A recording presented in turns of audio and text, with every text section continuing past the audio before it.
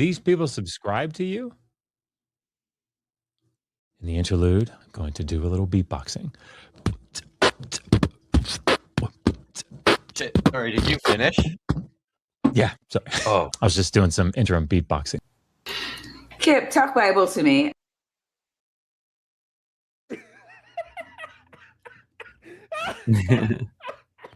Fuck. There we go. Why does my mic always, it never unmutes when I mean it's weird. Probably because it knows you're no longer fun. I used to be You used to be fun, but you're not. Now you're not. Now you're not fun. Yeah. My friend Joshua Bowen is always sleeping at this time of night, so he just doesn't watch this show. And there is sadly no Bad Science Sunday tomorrow night, so this is the best. Kip, talk Bible to me. That's it. That's the best that we can do between now and like next week. Unacceptable. So listen, I'm the one out of a paycheck this week. Wait, no, I'm not. Never mind. That's not. I don't get paid for any of the shows I do. No, you don't. That is very true. So, but yeah, Maya needed a holiday, so she's understandable. She's away. Yes. So, yeah. But you guys are here, and I am here, and we're not Bad Science Sunday. Well, I mean, Tap kind of is, sort of, in a way. We've been multiple guests multiple times over. Yes, so. we have. Mm-hmm. But yeah, both of you have been on BSS Sunday BSS many times. You know what? Since you're one of the guys in charge over at BSS Tap, what you should do is you should recommend that all of us get invited for a like a crossover episode. That'd be cool. That actually would work very well, because that makes a lot of sense. I think so. Yeah. Get on it, because you have power over there in the I know other people in the community. I'm not really allowed to go into like great amounts of detail here, that may or may not have a lot more influence on what Maya thinks than I do. But I can. There are. It's weird. It's weird though, isn't it? This trench coat. It's weird. So maybe that, there's the people who have other people who have greater influence than you. But I like that idea. I'm you know what else, chat? If you like that idea, then you should start bugging the hell out of Maya and say, hey, you should do this, right? Totally. Yeah, whenever I bug her, she always just yells at me and then blocks me more in the next stream. There you go. Mm-hmm. I've seen it happen. So but in the meantime, we're here. Welcome to my show, this show, which is Budget Scripture Saturday. And I'm here with also just realizing that I do not have any of the videos opened in any tab. Oh, well, you've got some time while Nitty's probably going to say something. And what? I am. So what am I talking about? Sweet nothing. Jesus. I'm not talking about anything. But I'm joined by my friends Nitty and Tap. As usual. Good to see you guys. Yeah. Mostly you, Nitty. So but yeah. But this is my Saturday show where I drink a lot, and sometimes Nitty drinks a lot, and Tap is not tonight though. Not tonight. So I'm excited about my selection tonight. I'll show you when the time comes. There's some friends in the selection chat, of what? Of the video, because did you know which ones we're doing, right? Fuck. Do you know which ones we're doing? Oh, is he? My browser decided to mute the tab that you're all talking on, and I'm talking on, and I'm bad at my job. That's why other things are happening. Oh, Okay. Man, now I'm While he figures that out, let's say hi to Era Dodger is here, and No Way Out, No Way Yahweh is here. So is Jacqueline. All these people are tuning in on like the phone view, which is something. Blowing up the phone. Wow. G Ward is here, one of my Hebrew students. Faith by Faith is here. The grumpy librarian accidentally landed in the phone view and came back to the non-phone view. Aunt Jur says the vertical can go all the way to hell. But you know what? If you're watching on the vertical and you're happy with that, I'm sure that Aunt Jur is okay with you being okay with the vertical. Okay. I have the videos open. There are 7 of them. No, there's not. There's 3. It's the first 3. Sorry. That's I think we should do the. You went overboard. I think we should. You think we should do the Pharisees one? But there's a whole theme and everything, and there's a whole theme. Okay, you don't have to. Yeah. There are enough. I mind enough. I found this place, and there's enough there to keep us busy for a long time. Many shows. Let's do it. All right, first 3. So we're doing minutes after Jesus. What happened? After Moses? Hold on. Yeah. They're the first 3. Yes, the Jesus one, the Moses one, and the Solomon one, I think. Ready. So, yeah, there we go. Awesome. Amberlyn is here. I don't recognize Christian Psychedelica. Well, Hey, glad good to have you. Yeah, absolutely. Meat. Noise Ending is excited about meat for some reason. Brandon is here. Kelly Schur is here. And Teddy the Wonder Lizard is wishing everybody a happy Saturday. Happy Saturday. Dr. Clark Van Gilder is asking if this is the soup line. Yes. No soup for you. That's right. Sydney Raptor is here. Oh, look, guys. A friend of the channel, Chrissy Hansen, says, I'm here, I'm queer, and I'm ready to steer this conversation off topic.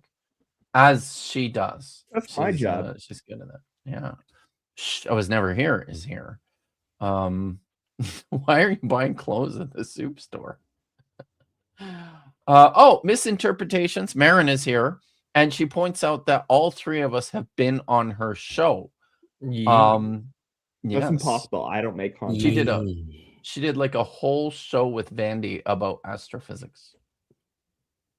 I really don't like you. And you know what? I think Marin's going to stand up for me in this regard. Tell everybody how wrong that is, Marin. Thank you. I appreciate you. Sometimes it's I am going to be back on Marin's show on Tuesday. I'm excited. So who else is here? Tom Martin says Trump is a scumbag pedophile piece of garbage. We all agree. We support this message. Yes. So hey, look, Titan's here.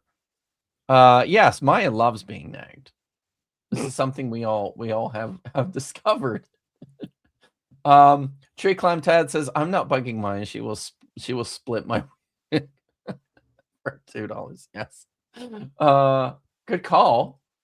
Cuneiform guy is here and says she blocked him on this stream. Yeah, she's done that.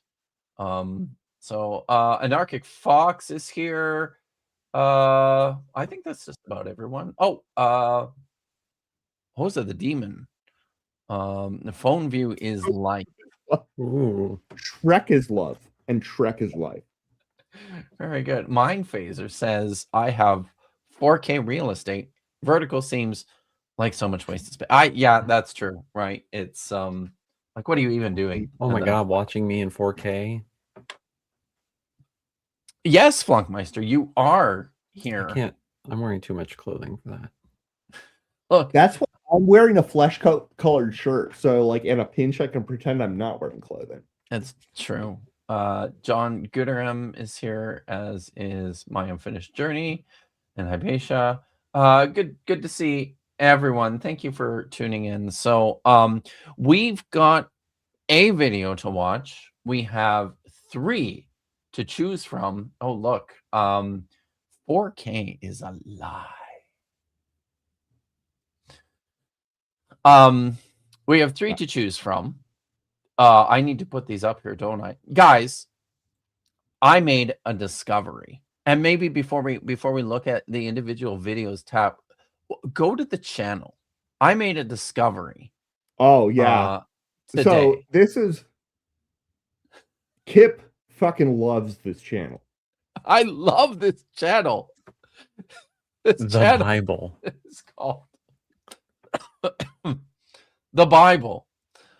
It has 181,000 subscribers. We How long explore some of the most inspiring and meaningful stories. In the We'll Bible. uncover the Yes. meaning. Blah, blah, blah. Very boring. How long has the Bible been on Wow. YouTube? Tap. Only 48 videos. The first video was 1 A year year. ago, and it's the Pharisees year. video. I told you we should do this. Mhm. So I have a feeling, yes, cuneiform guy. Oh, whoops, not that one. Yes, Trios above. Good to see the Bible finally has a presence on YouTube. Cuneiform guy, yes, we should all subscribe to the Bible. Because just imagine what that will do for this is your AI Jason feed. Momoa fighting a lion. It really is. So there is a pile of amazing Which videos. Bible, though? Is this like an Eastern Orthodox There are 48 Bible? amazing videos. I can just scroll and stop at a random time. Oh, wait, hold on. We got to look at the goat. There's a goat. There's a talking donkey. It's a donkey. It's a donkey. I apologize.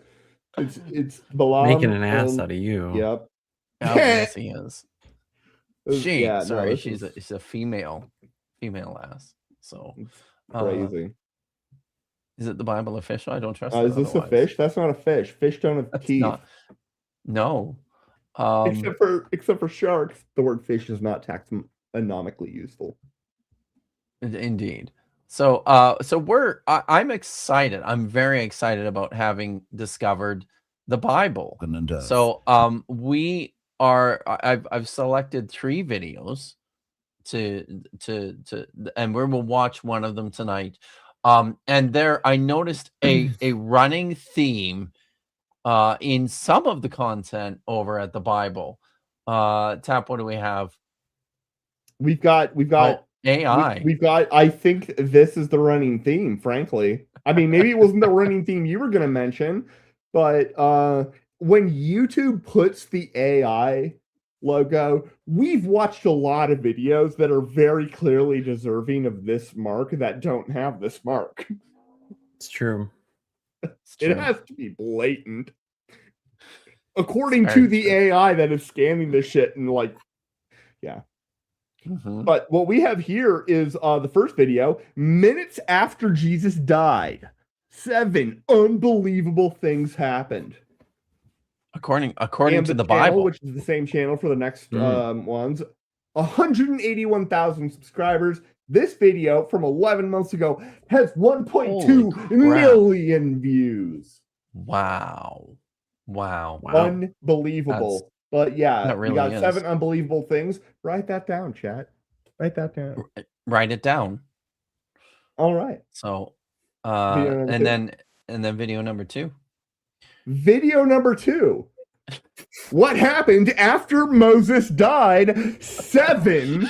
I hope you wrote that down, chat. Biblical events with the AI tag, and it's the same channel, so it's the same view subscriber count. This video from 10 months ago has 107,000 views. Wow, it's people don't like this one as much, so they only much prefer 2,000 likes. Yeah. Oh, I mean, yeah. Look at that. oh Wow. yeah, how much It's not a I great should read the conversion rate likes either. in the future. Yeah, the What's previous the last video one? had 21,000 likes. So this is, I mean, this is Okay. basically doing a flat factor of 10, roughly, Yeah. right? In terms of views and likes. So 21,000 compared to 20 2.2 factor of almost 10. you Yeah, said basically 10? 10. You mean 2? Yeah. No, it was 21,000 versus 2.2 Oh, thousand. I see what you're It's a saying. factor Yes, of, okay. yeah. Yeah. And Got it. the Alright. views was 1.2 million versus Yeah. rounded 107. 1.1 million. Wow. 1.1. So, Too much math. Sure. What's the next one? yeah, let's look at the next one. So, Apparently it's been playing. Next one. After King Solomon died, 7 terrifying things terrifying happened. things. I also with the AI logo.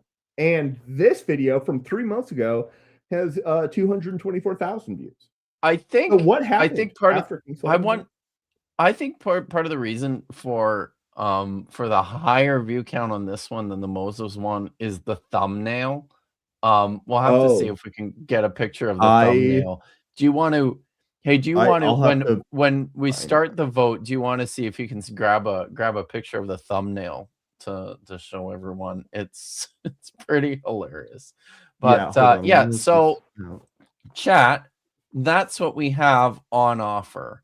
The 3 videos tonight are Jesus died, then shit happened. Moses died, then shit happened. Or Solomon died, then shit happened. So vote now, vote often. There are over 60 people watching, so I expect to see. We want all those votes. I got we the want all I of just them. pulled up the thing. Oh, what did you? Oh, did you? Oh, sorry. King yes, Solomon here. died. 7 terrifying things There we happened. go. This is the Yeah. thumbnail. Look at The that chicks thumbnail. laughing at the dead king. Yes. Yeah, they're we've got so we've got the ladies that are laughing at the desiccated giant corpse, and then also we have like the evil lion, and when I move my mouse over, it just goes full golden. A lot of things are happening with my mouse. Lots Lots happening, going on. And also I could have zoomed in more, but the problem is like this whole upper area gets bigger and bigger. So okay. and also All right. Well, like I thought this was illuminating. I don't know what's happening here, but those are dudes that are on either side in those yeah, true. Okay. Oh my God! Look at that! I didn't even notice. Yeah, that. it is a dude right What? there. Like right there, right above the word Bible. That's a What dude. are they doing? What are they doing? I don't know. This is I don't know. Really inefficient, this though. is like an evil Dark Souls monster or something. I don't know. It's very inefficient. Carry the bodies on my shoulders. We're gonna... The workers will walk in death. And I'm pretty sure the thing that's on his shoulders is a stone, a huge stone, like one of those stones that carved that stone that I can't remember. Yeah. Is it are they just carrying they destroyed a city and a building and they're like, we really like these stones. So well, we're yeah, but those are back with us. Those are pretty big stones. I mean, right. I mean, and tied the bodies to the stones. Defeat was too easy. That is something. Boy. Okay. All right. So while people are voting, I'm gonna pull this down tab and there's something I want to talk about while people are voting. So hold on, this show is about me. No, it really isn't. So oh, I'm sorry. So I don't just this last week, Doug Wilson was on NPR. So Kip, you know you're gonna probably have to make me big after this one. Probably. Oh, all right. There's some stuff I want to point out because it's one thing when Doug Wilson ever opens his mouth and vomits hate, which is the only thing he knows.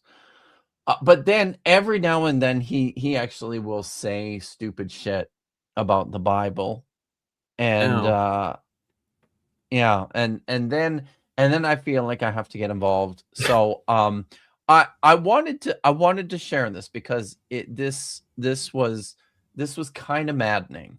So here we're gonna just watch a little bit of this. Oh boy. Okay, make sure. I'm curious about what punishment would look like in this future Christian theocracy if it were to come to be. And you taught that homosexuality is an abomination to God and that either execution or exile are permissible punishments. In the Christian America you want to usher in, would homosexuality be a crime, and what would be the punishment for that crime? Right.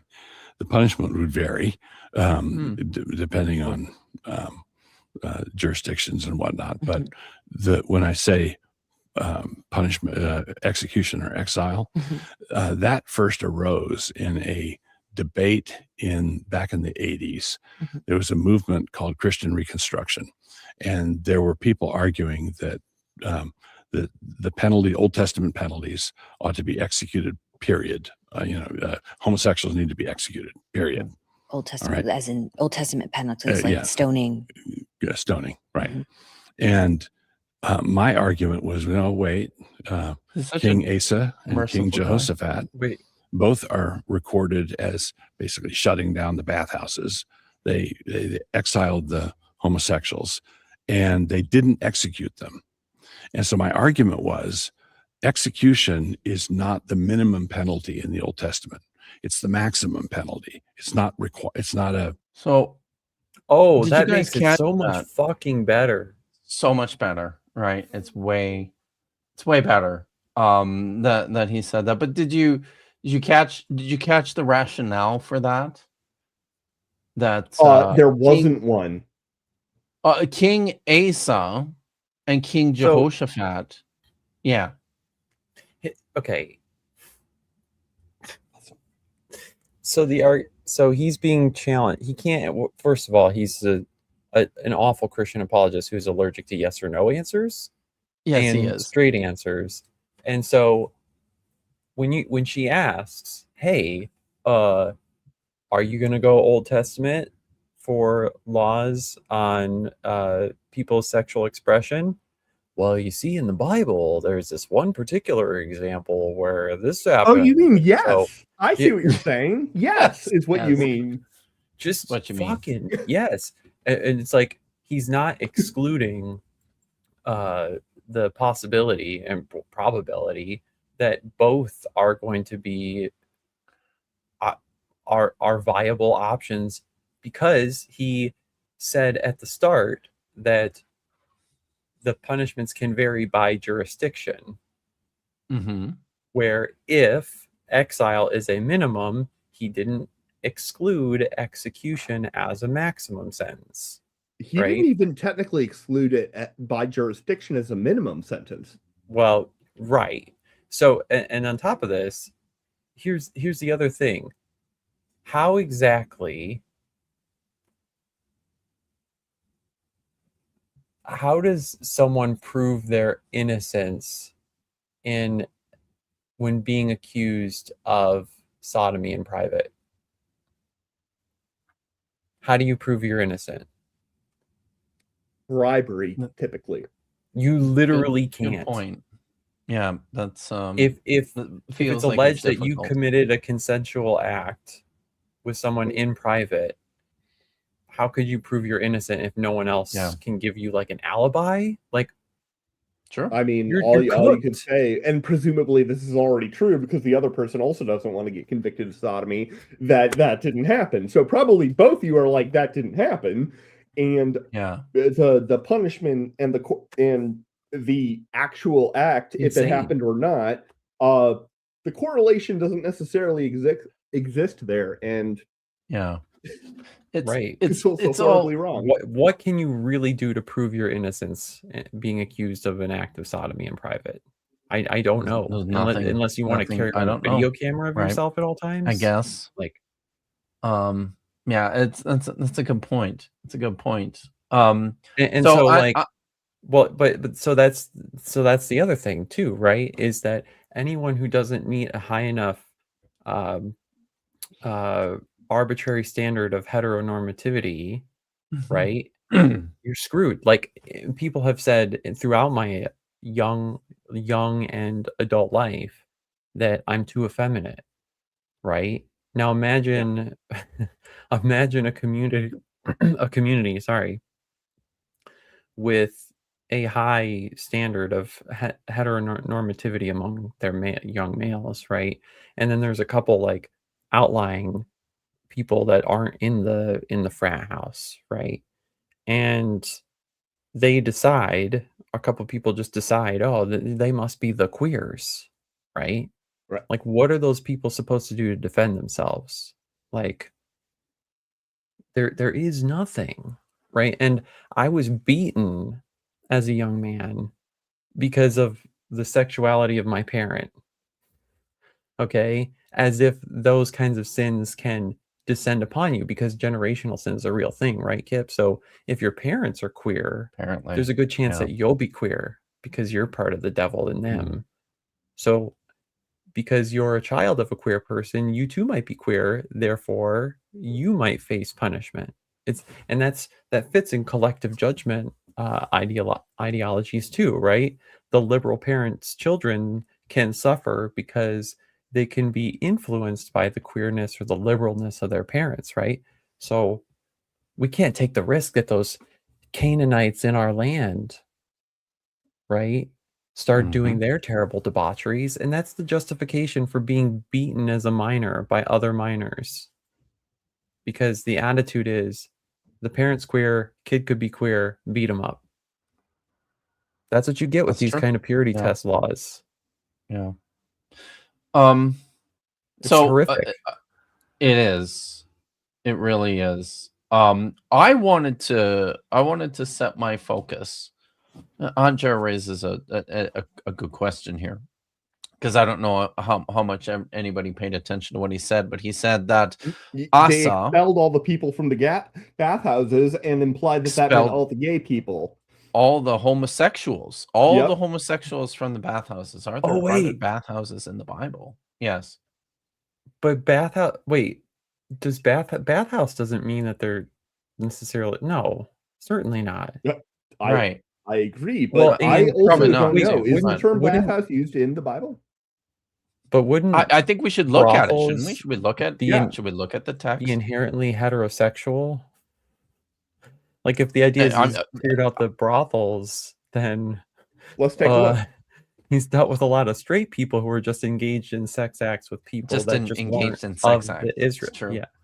So maybe he did say he expelled all the homosexuals from the bathhouse. So he found them and exiled them. He's talking about Asa. He said Asa and Jehoshaphat. So this is this is interesting. I've pulled up. I've got it here. The Bible here on Safaria. So because when he said that, I was like, wow, that is an interesting story. So we're going here to look at, let me get rid of that, and no, maybe later. So the story of Asa is here. Okay. Starts in verse 8. I'm gonna embiggen this a little bit. And do you watch Emily D. Baker? No, who is that? Okay, never mind. All right. You just watch Simpsons. Okay. Yeah. Watched a lot of Simpsons. So how's that look? Can everybody see that? So no, you can't, because it's not on the stage yet, is it? No, it is. Okay, good. It is. All right, it's there. You should do dark mode, because you should always do dark mode, but yeah. I don't know if Safaria does dark mode, so don't worry about it. But it's true. I don't do dark mode on Chrome. It helps me to recognize what I'm doing. So anyways, here's the story of Asa. Abijam rested with his ancestors. He was buried in the city of David, and his son Asa succeeded him as king. In the 20th year of King Jeroboam of Israel, Asa became the king of Judah. He reigned 41 years in Jerusalem. His mother's name was Maacah, daughter of Abishalom. Asa did what was pleasing to Yahweh, as David, his forefather, had done. David, his father. Here it says he expelled the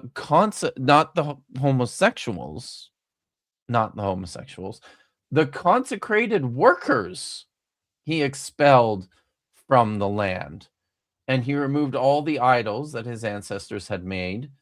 He also deposed his mother Maacah from the rank of queen mother because she had made an abominable thing for Asherah. Asa cut down her abominable thing and burned it in the Wadi Kidron. The shrines indeed were not abolished, however. Asa was wholehearted with Yahweh his God all his life. But this is the critical passage here in 1 Kings chapter 15, verse 12. He expelled the consecrated workers from the land. So those aren't homosexuals in the text. They're not. Doug Wilson is looking at this word here, Hakdeshim, which is like a masculine form of the word derived from the root that means to sanctify or to make holy. So these are like the what it says here, the consecrated workers, the people who are set apart. They're attached to the temple or to a shrine of some sort. Scholars are generally agreed that these are probably like ritual, like temple prostitutes of some sort. So not homosexuals, and also no bathhouses in this text either. Just none. These are ritual prostitutes attached to the temple, not when he was saying that, I'm like, bathhouses, no, like it would be prostitution, and these would be heterosexual people that would be ousted, just similarly to the when the Israelites were mixing with the Moabites or something where they were supposed to be killed basically for intermarrying. But that's because that's all heterosexual. That's not I would say, but because these are male temple prostitutes, probably a lot of gay stuff going on. Probably. Fair enough. I wouldn't say exclusively, but probably a lot of gay stuff happening. So it's that's not like just gay people. He didn't just they didn't just expel gay people from land. That is not what's happening in this text. And I set my focus here on the verb vayaver, which JPS, the Jewish Tanakh, has translated as he expelled. Most translations will give you something like this, like he drove out, or he exiled, or he banished. But the word itself, I think, is interesting in its ambiguity. It just means to cross over, to pass over. Interestingly, in this particular form here, where it's used, it very often means to sacrifice. So it's used in like child sacrifices. So now I don't think that's what's happening here. I think they're probably being driven out of the country. I think that's probably correct. But I wanted to point out that there's some ambiguity here. Like, you can't be totally sure about what he's doing here. Now, he also mentioned Jehoshaphat, who is Asa's son. I'm going to bring this text up here to look and see what he did. So yes, Asa probably drove out the temple prostitutes, not the homosexuals, right? So then we read the story of Jehoshaphat, his son, after this long, really cool, interesting story of the prophet Micah,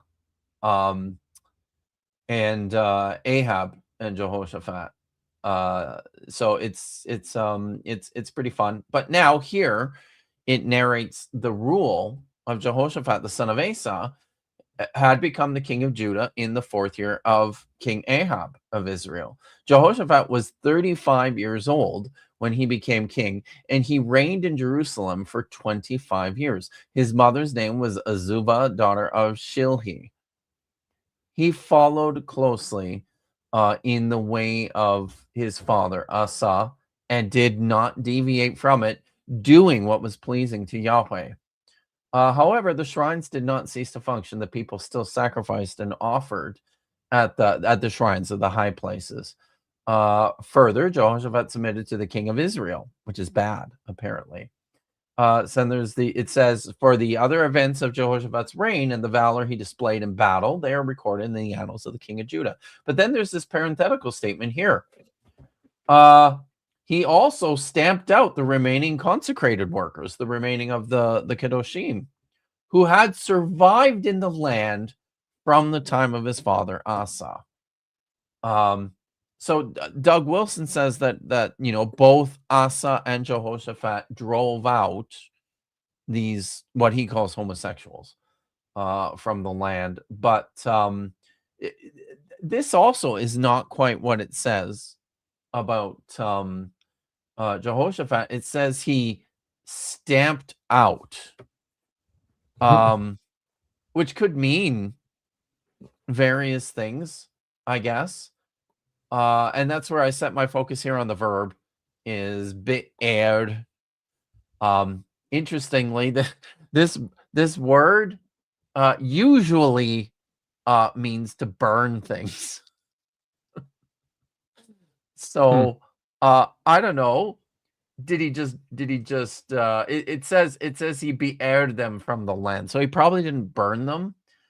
But when you look up other potential usages of this word, it means basically to like eliminate, or bring an end to, exterminate. So it's sure, I would say, yeah, definitely not. This guy is definitely not just sending people away. He's just straight up. Right. He's just straight up killing them. Yeah, right. But yep.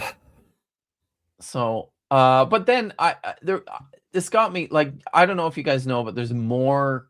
There's other texts which talk about the rules of the kings of Israel, and so this got me thinking about what else was said about some of these people in the book of Chronicles, right, which is like an alternative history of the kings of Israel. And so we have this story of Asa, who is lauded for being very faithful to Yahweh and for his reforms, right? But then it says this. So he heard the words from a prophet, Oded, took courage, and he removed the abominations from the entire land of Judah and Benjamin, and from the cities that he had captured in the hill country of Ephraim. He restored the altar of Yahweh in front of the porch of Yahweh.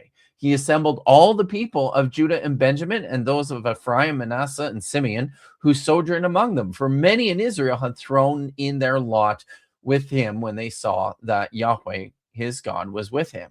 They were assembled in Jerusalem in the 3rd month of the 15th year of the reign of Asa. And then he brought sacrifices to Yahweh on that day. They brought 700 oxen and 7,000 sheep of spoil, and they entered into a covenant to worship Yahweh, the God of their ancestors, with all their heart and with all their soul. And then it says this: whoever would not worship Yahweh, the God of Israel, would be put to death, whether small or great, whether man or woman. So, Oh, I don't know. Doug's like, yeah, it wasn't so bad. They exiled the homosexuals. they also didn't. Yeah, you didn't think this part through. He really didn't, did he? Well, I mean, honestly, so like, there's this whole everyone knows that I'm an auditory masochist in my YouTube presence, so I've been listening to some of the Eastern Orthodox people who have an unfortunately large and growing subscriber base. Mm-hmm. And you might think, oh, Doug Wilson, Protestant, evangelical, what does that have to do with the Eastern Orthodox people?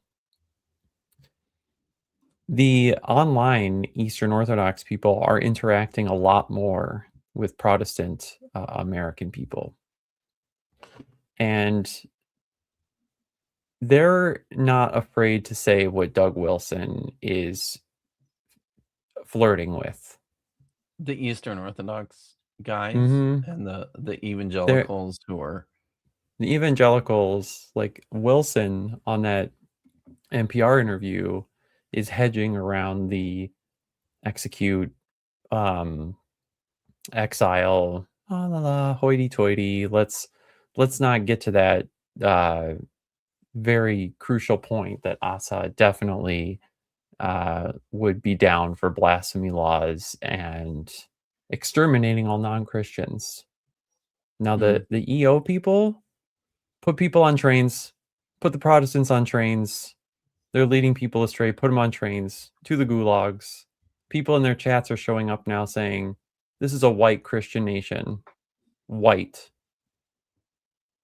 And that God, that's brutal. Since the majority, there's a large portion of persons of color's churches are not Eastern Orthodox, typically. And if you're heterodox, you go on a train. So, yeah, every day now. It wasn't every day. Wow. Yeah, it wasn't every day. It was at Allen, but now it's every day. Jeez, that's crazy. Yeah. Wow. Insane. Yeah. So, I mean, that's a good question. This is where we are. This is America, friends. This is it, right? Yeah, no, it's a tragic reminder. It's a sad reminder. So wait, we are. What? I wish Doug Wilson would sit through like an Andrew Wilson or Jim Bob stream and then tell us who has the real church. That would be amazing. Yeah. Doug Wilson kind of, I don't know if people know this about him, but he has no theological training, formal theological training, none, at all. He inherited his church sort of from, because they needed someone to it was very small and they needed someone to fill in when they were looking for a pastor, and then effectively just kind of assumed leadership and designed the church in his image, and turned it into his own denomination, and also sort of built around his own school system. He's got a system of Christian schools that they promote. So he is about as heterodox as you get, in the sense that he is not connected in any way to any traditional or legitimate church. He's kind of like just on his own, doing his own thing, and is now, a national figure. So that's fucking depressing. But it is. Now, one thing I will say for the people who are listening right now and are in distress or in worried, yes, it is scary. Yes, these people are scary. And yes, it is alarming that these kinds of people have followings the size that they do. So a big thing we have going for us is that they don't agree. And they don't have all the power. And we're still here, and we're still able to do our thing online and be a community in this space. And we do have organizations and people we can reach out to for help. And I really hope that you have people locally that you can connect with and breathe, and that you shut this shit off sometimes. But we are here for you. So Katie Lewis is going to be an election observer on July 21st. Please. Yes, thank you. DH personable worries about Canada because already is pretty fringe. Yeah, Hypatia says Alberta is a bunch of right-wing fascists, but I mean it's still nothing like it is in the most of my family still lives in Alberta. It's just not, I mean it's not great, but it's certainly not on the levels that it is in the States. But you know what? We're here to we're here for a distraction. Sorry about that. Yes, that was let's get to the AI. That was a big one. It was. I'm sorry. You dropped the bombs. But let's but get this to is the the thing AI. though. People do need to see when Christians are misusing or omitting things from scripture that, like, and that's actually the kind of thing that I wish I would have had on my channel, right? The oversight that the omission that Doug made would be something great for me to, highlight in the way that I do, where the Bible is presented in our culture. And, should we be alarmed? Well, yeah, that's the kind of stuff I like to talk about, but that's not what I've been up to lately. But yeah, no, it's I'm getting in you do lots of this kind of stuff on your channel, so people should also check out what Nitty I've been after atheists last week and a half. You have. But we won't bother. We won't get into that. So guys, the polls, I'm going to shut the polls down here, and I'm just listen, I'm going to read a couple of super chats to give a few of you time to get your votes in finally. Tree Climb Tad for $2. Was noticing your shirt here, Tap. If that's the color of your flesh, call 911. So fair. Maybe we can find a spot where it probably, but you're right, this is a lot more jaundiced. My liver function is better. There's more yellow in this than there. Okay, good. You're right. Rest easy, Tad. He's not at death's door yet. So and Tree Climb Tad also says, Claude, make me a biblical Warhammer army. Gupdo 3 and this was in response to what you were saying earlier, Nitty. If a tree is gay in the forest and no one hears it, is it actually? And for $5, Tree Climb Tad says, I was just hoping to come here and talk about how Bart Ehrman is the Kaiser Soze for Apollos, and yet Kip made me go into the yelling hallway. My apologies, Tad, and I hope we can make that up to you guys with a bad video. So it seems like a more of a provocation than anything else. But the good kind of bad, right? So I'm calling the poll here on these videos. Let's see. So oh my goodness, I don't think we've ever had this many votes in a vertical poll before. We've got 11, which is kind of amazing. And I feel like we're probably going to have to do math. Tap, you're an astrophysicist. You can do math, right? So we've got, so here's where we're at. We've got 54 votes in the regular aspect ratio poll. And the number 2 winner in that one was Jesus Died, Then Shit Happened with 37% of the votes. And the number 1 choice was Solomon Died, Then Shit Happened with 41% of the votes. That's out of 54 votes. And then on the vertical side, we've got Jesus Died, Then Shit Happened winning with 46. What's that? Hold on. Okay. Give me the first one again. All right. So like, 54 if you want me votes. to actually figure out this out, which I can. All right. I gotta get the numbers again. All right. 54 votes. That's the total number of votes. 54 votes. Okay. Yes. 41% is Solomon Died. 41%. What the fuck do I do with 41%? Okay. 37% is Jesus Died. All right. Okay. And then on the other one, there's a total of 11 votes. And 46% is Jesus Died. Okay. And 36% is Solomon Died.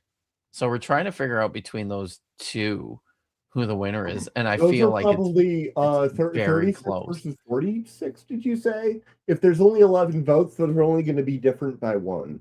So, but they only add up to, like what, 80%?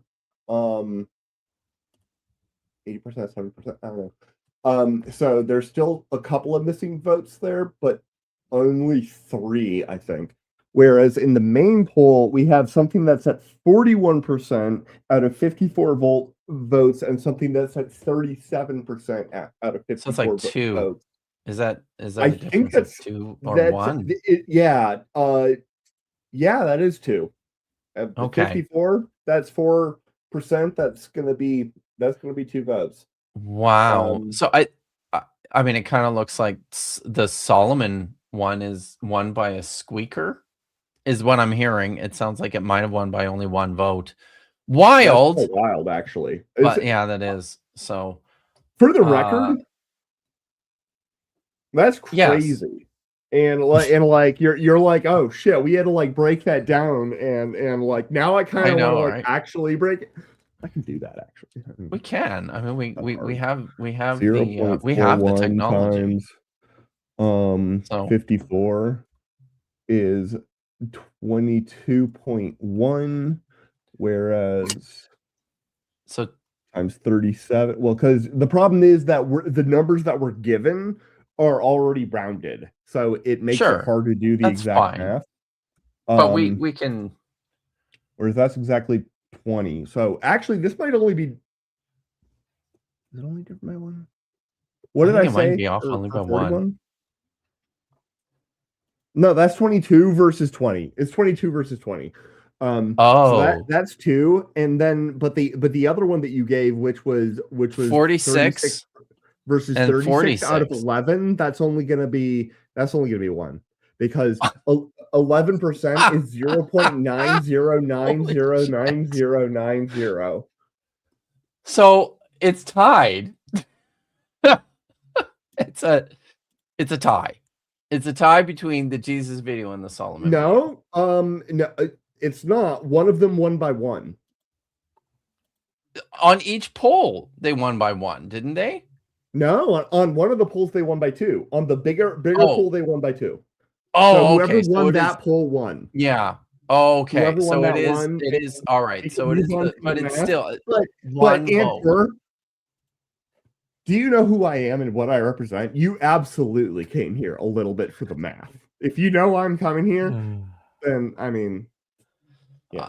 We don't have time for both of them, but we're gonna watch the Solomon video, which won by 1. Very good. Correct. Yeah. So thank you. All right. So here we go. We are back to the Bible on YouTube. to watch what was the name of the video again? It's after King Solomon died. 7 terrifying. I mean, thanks. Joshua Gaze, thank you for the super chat. Solomon 1, let's fucking go. Yeah, let's do this. So, to him think, traveled. Solomon was the wisest man who ever lived. He wrote 3,000 proverbs. He composed more than 1,000 songs. It gets us the subtitles. It's great. Kings traveled from the ends of the earth just to sit in a room and listen to him think. He built the house of God with a precision and devotion. Listen to someone think.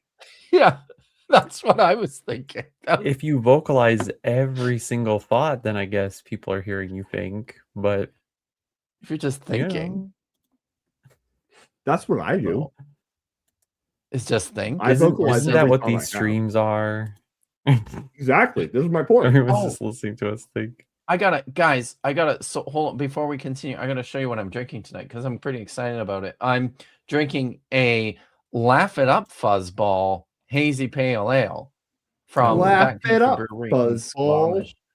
Yeah, you see that? It's like the Millennium Falcon and the Space Worm. It's flying out of his mouth from Empire Strikes Back. So nice. It's good. It's very good. All right. Let's continue. Man, the dynamic between Han and Chewie is underrated.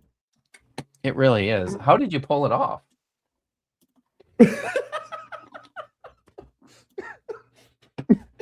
Well played. Damn. The priests speechless, and he destroyed everything. Not with an army, not with a plague. He did it slowly, quietly, one compromise at a time. And by the time he died, the damage was already done. Did he get those from Mar-a-Lago? What the golden the Halo? What are we talking about? Oh, the bowls. Can you go? Yeah. Can you go back to that for a second? Because I was looking at the. No, I'm completely unable. Oh, you went to wait, dude. What are you doing? Apparently, well, I can. The problem is I can only do it in 5-second chunks. He did it slow. So it's watch when they bend over to worship here. Wow, I didn't know you were like that, but okay. Yeah, well, slowly, quiet. It's like their bodies disappear. It's they're very flexible. They are. So they all did their yoga. Yes. Those are very shiny golden cows. They're like brass. Yeah. Maybe they're. I mean, I think that the there's a lot more to be. Yeah, there's. One compromise at a very strange. But okay, let's look at the hand. By the way, for the record, the hand technology has gotten way better. However, there is a stray digit here in my time. And by the time he died, the damage was already done. Israel would never. She was stroking the little clay. Stroking the clay figurine. I mean, you know, maybe it's like an important memento or something. Never be the same again. What followed his death wasn't just a political crisis. It was a chain reaction, 7 events, each one pulling the next, each one worse than the last. A kingdom divided. Hold on, what? Pulling the next, each. Was that a clip from a video game? The last one? I don't play video games, so I wouldn't know. No, it's AI generated, but this is definitely AI generated using like a guy walking through a cutscene in a video game. Each one worse than the last. Right? A kingdom divided. Also, wait, go back. Like there's like that frame of them like a knight being prayed over or whatever. Like what? Right. The one pulling the next. Each this guy. Yeah, that like, why is Jesus praying over what I thought someone wearing armor that would not exist The Knights Templar for are millennia? personally knighted and blessed by Jesus Christ. So also Wes Huff, that's Wes Huff, actually. In the armor. He's flexed up and ready to die. And he's got a facsimile in his breastplate. Yes. For good luck. That's right. You can get your own for only like $800. Jesus. We should sell things irresponsibly. One worse than the last. This is what I'm saying. Also, I mean, you know what we could do? We could sell good luck charms that would keep you from falling into a bottomless chasm. Right, but look at the tree. Does it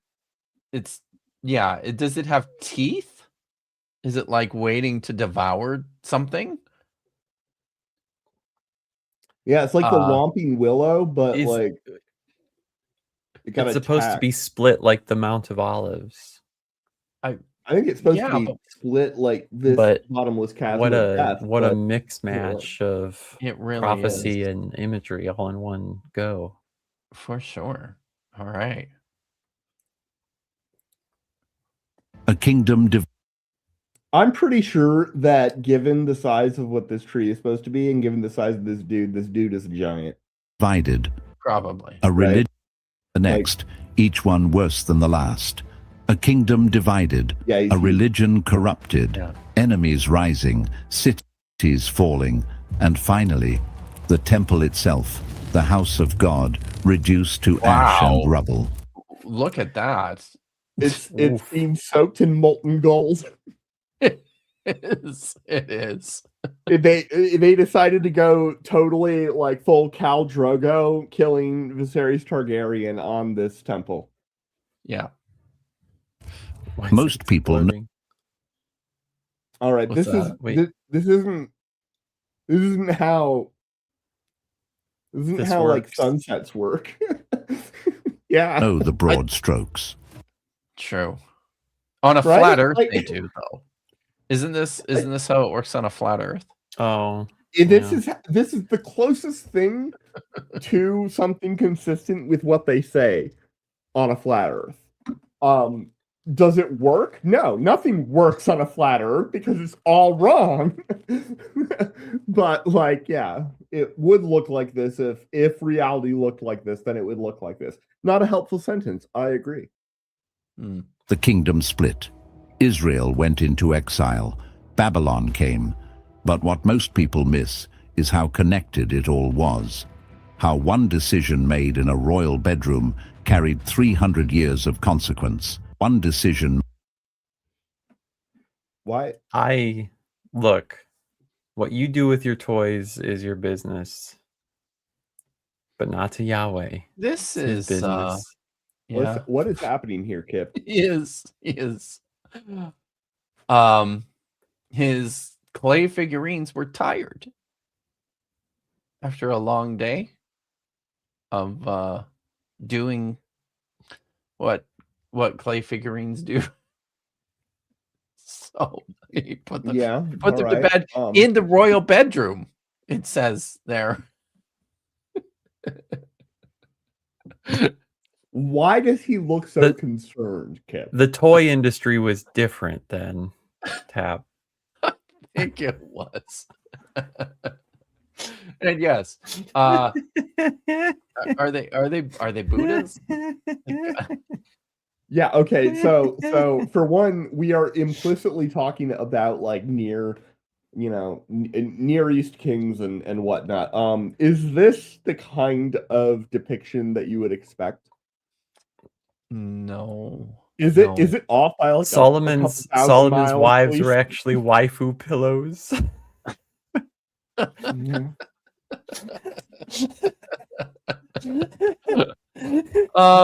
Yeah, it's it looks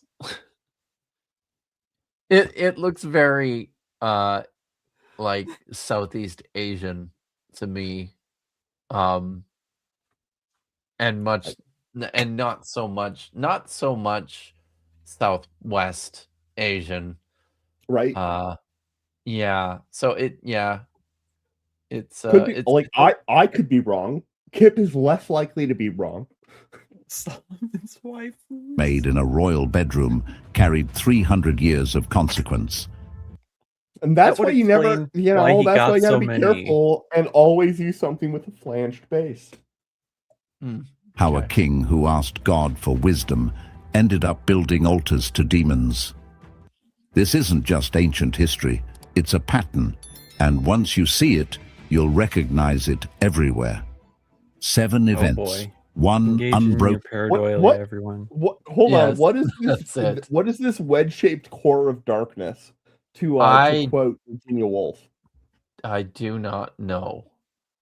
It's the unbroken line, I think, because there's the 7 events, 1 unbroken line. I think that's it. Is that a line though? I don't know.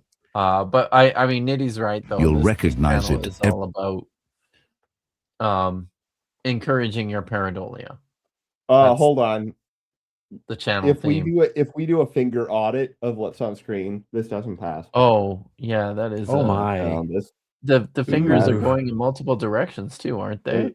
Well, the problem is that he's trying to do inner threaded. They're trying to do this. Yes. And trying to do that. They're failing. They're just. It's just not. It's not good. It's very bad. The face is pretty good though. Yeah. But not perfectly good. Like this area is a little bit unclear. But that also could be glare. Everywhere. 7 events, 1 unbroken line, and a warning written in the ruins of a nation. It's not. What is it? It's not. It's. See, I thought it was coming out of the smoke wafting out of the city at first. Oh no! I'm pretty sure this is. I'm pretty sure that this is an element of the landscape that did not load correctly, and these are corrupted polygons. Texture failed. Right? This is what is happening, but it's like a lot of them, so it still looks a little bit faded, which is not how it ever works on my Skyrim playthrough. I got Anniversary Edition for the Google Switch. It is a 15-year-old game. They have not fixed bugs. Why are you like this, Todd Howard? Sorry. We're only a minute. I'm actually pretty almighty. It's because they thought you were nostalgic for the bugs. They're not wrong. Like the restoration loop, the ability to just go and get any Khajiit's caravans items. I'm a little nostalgic for that. One mistake, 300 years of ruin. There's a moment early in Solomon's reign that tells you everything about who he could have been. He's at Gibeon, the great high place, and God appears to him in a dream. Not a vision of conquest, not a promise of wealth. Just a question. What do you want? Wow. I feel like we should make a poll for the audience. I don't have suggestions though.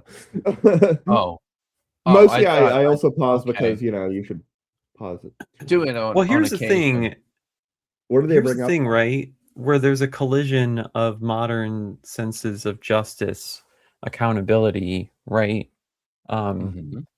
Where the sense is, especially in the West, right, that we don't punish children for their parents' crimes, right? I mean, it's purely evident in our judiciary system, right, that there are very heinous people who run around and do some things, right? I'm sure Mr. Puffy Combs has some children and they're not being incarcerated with him for the things that he did, which he might get, he might get pardoned for, apparently. But well, but in Solomon's case and God's case, he does something, and all the children, in fact, an entire nation, right? Would it be okay to any Republican that while Biden was president, if Biden did something bad, should they suffer? Well, of course not. No, we don't want to suffer for stuff our president decides. Oh, well, neither does anyone else. But when it's God, oh yeah, when the king screws up, all the people get to suffer. Ooh, yay. It's just inconsistent. It's just the logic is just completely backwards and inconsistent. It is. Solomon could have asked for anything. He asked for wisdom, the ability to govern justly, to discern between good and evil, to lead a people too vast and complex for any ordinary man to manage alone. Wow. I mean, too vast and complex. The kingdom, huh? The kingdoms of Judah and Israel weren't that big. No. They're probably the size of the town that I live in. At best, most major cities are much far bigger than Judah.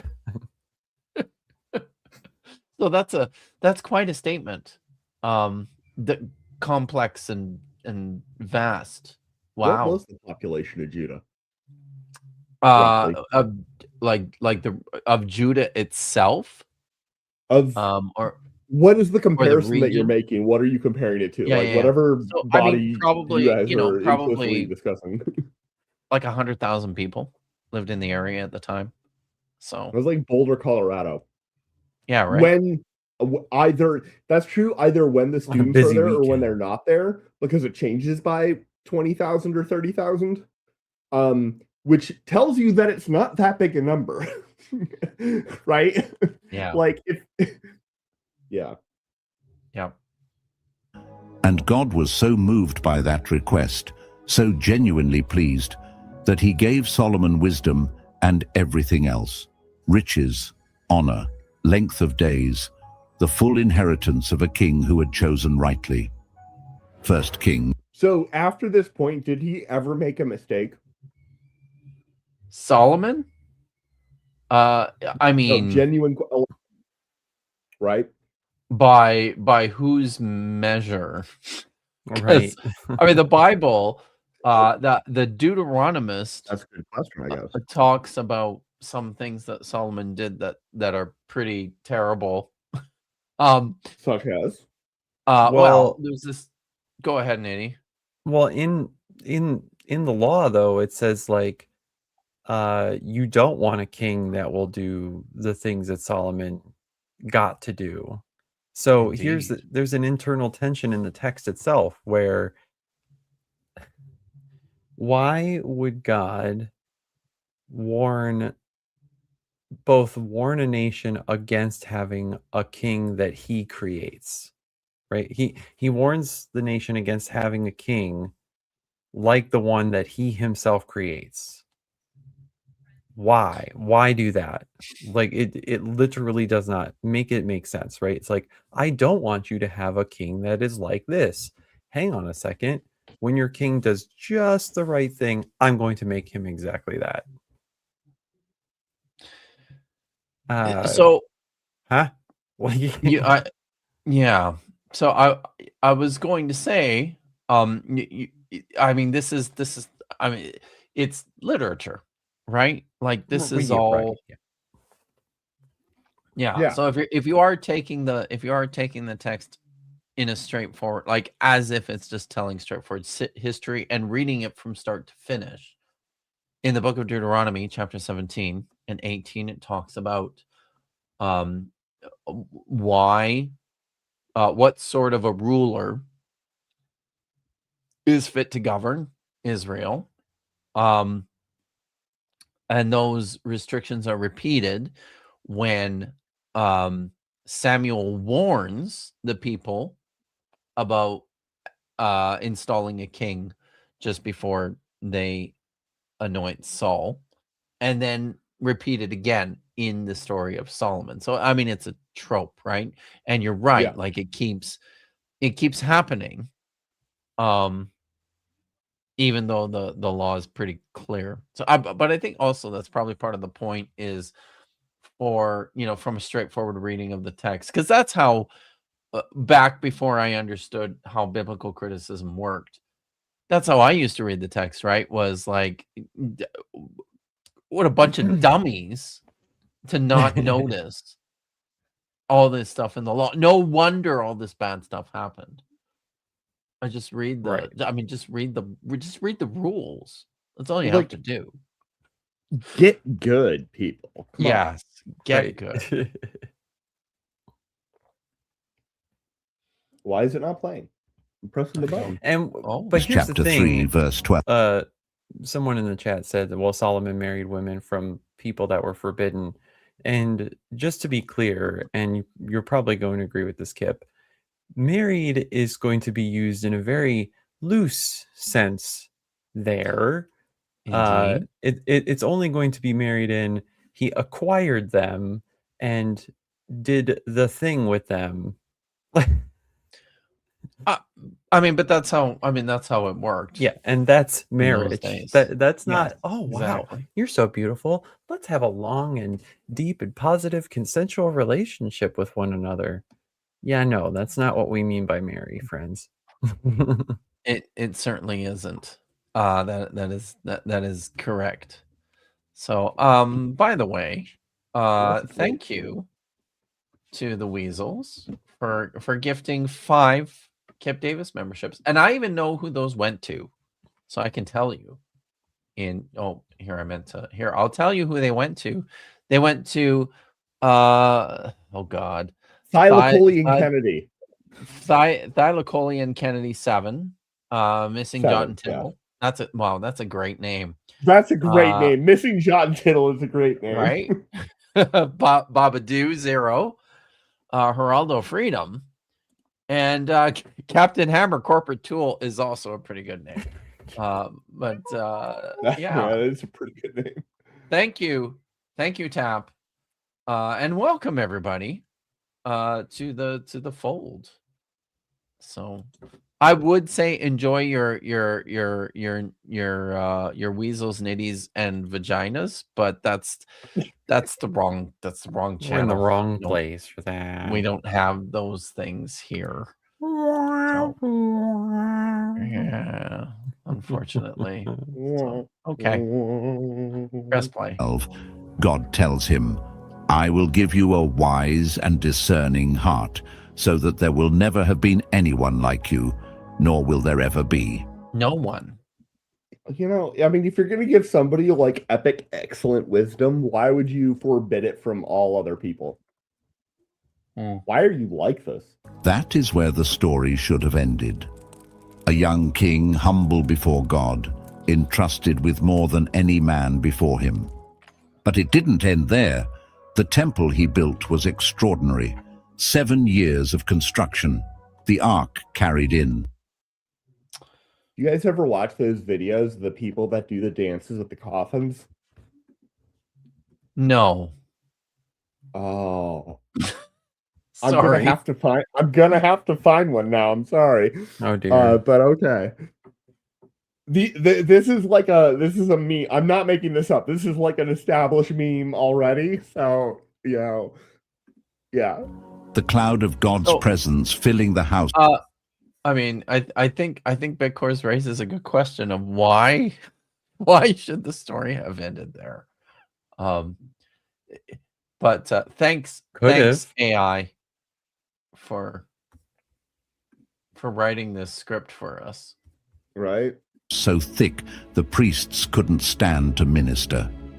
Solomon prays one of the most breathtaking prayers in all of Scripture. Is it on fire? Is the temple on fire while he's uttering his prayer? Listen, the fire's been burning since the world's been turning, okay? I like that song. It's a good song. I have no idea what you're talking about. We didn't start the fire. People always call me and My kids tell like me that song. random like music memes, and I'm like, I don't know why you're calling me, okay? I have a very normal, non-meme-ish phone number, okay? And it's all right. Chapter 8, and God answers. This is what I'm seeing. It looks like it's on fire. The temple is on fire. The one that he just built and is praying in front of. No, that's definitely fire. Like, that I'm well, not that gonna is dispute yes. that this. Oh, you mean this? Like, yeah, no. See, it looks This, like I mean, it looks like everything. these could all be these. This is just like what happens when you dig and you didn't call before you dig, and you hit into a natural gas line, and it like starts leaking natural gas into the foundation of your house, and the seams between your bricks start burning Okay. uncontrollably. All right. Prayers in all of Scripture. 1 Kings chapter 8. And God answers with fire from heaven.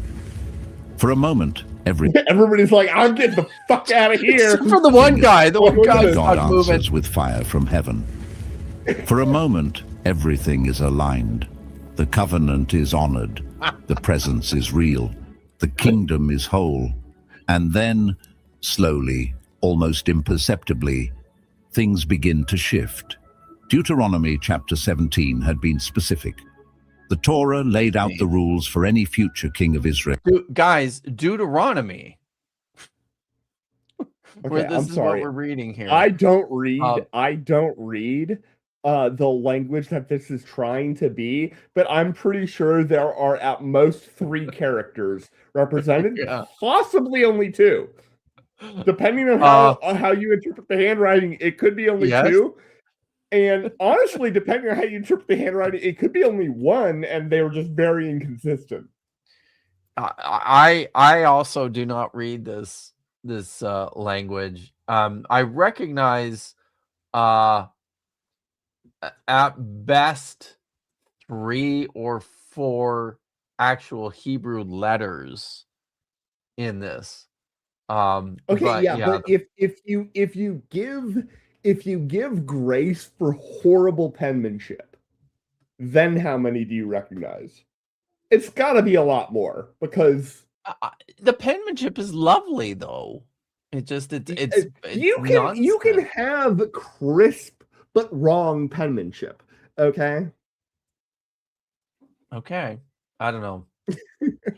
With unusual precision. Don't multiply horses, don't multiply wives, don't accumulate excessive silver and gold. Those weren't arbitrary restrictions. Each one was a door, and behind each door was a particular kind of corruption. What is that? What is what? On his face. What is that?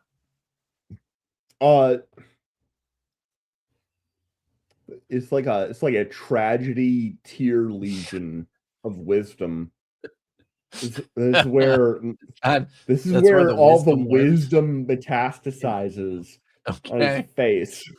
Was a door, and behind each door was a particular kind of corruption. Horses meant military alliance with Egypt. Wives meant diplomatic entanglement with foreign nations. Women be bad, right? You know, look, I mean, just wives. Everything about this is like they are trying to send you right. Yes, hey, that's right. Stay away from them women. Well, and here's the other thing, right? Like in spiritual and Christian communities, or just religious communities in general, there's also the notion, right, that people's beliefs can change. People could choose what they believe, apparently, or that beliefs aren't static, right? And so that's probably true. In theory, right, you could marry a person and their religious convictions and ideas could change, right? So it in a way, it's like up to chance as to what it could be the case that if free will is real, it can be up to chance as to whether or not a marriage or nation or a kingdom would be corrupted by a union, right? In fact, why can't it go the other way? Why couldn't a relationship become more godly through the marriage of another person, right? Because women. Well, yes, of course. Well, then it seems like why is cleared that Kip said it, not me. Why are God's leaders and marriages so susceptible to human relationships, right? Because he's weird and bad at it. He's just like God's just bad at the whole He's not Yes, very good at Ruth it. would be So- potentially Yes. a little link. Yeah, it's a chink in that. Counter apologetic? I don't know, but So on in this, that narrative, just yeah. on this image, Grumpy Librarian noticed the AI this, but thinks so. yes, I thought as I'm thinking about this now too, it's funny that they're whispering at the same time. I don't know if this has ever happened to me, but I can imagine if two people were whispering in either one of my ears at the same time, I would understand nothing that either of them was saying. So, it feels like about the most effective way to ensure that he doesn't listen to you at all. I will say all but 2 of my orgies that I've ever been a part of have started this way. All right. Meant diplomatic entanglement with foreign nations. Wealth meant the slow drift from dependence on God toward trust in systems. You know, I gotta say, when you've got fucking like smog levels of cash, just like, what is happening? What is happening around? If you're just sitting like this, and especially if you're doing this with your face, okay, let's just mute him and look at him. He's looking around, being like, "Oh, everybody here's trying to like steal my vast sums of money." Yeah. Okay, a leader like this gets deposed. True.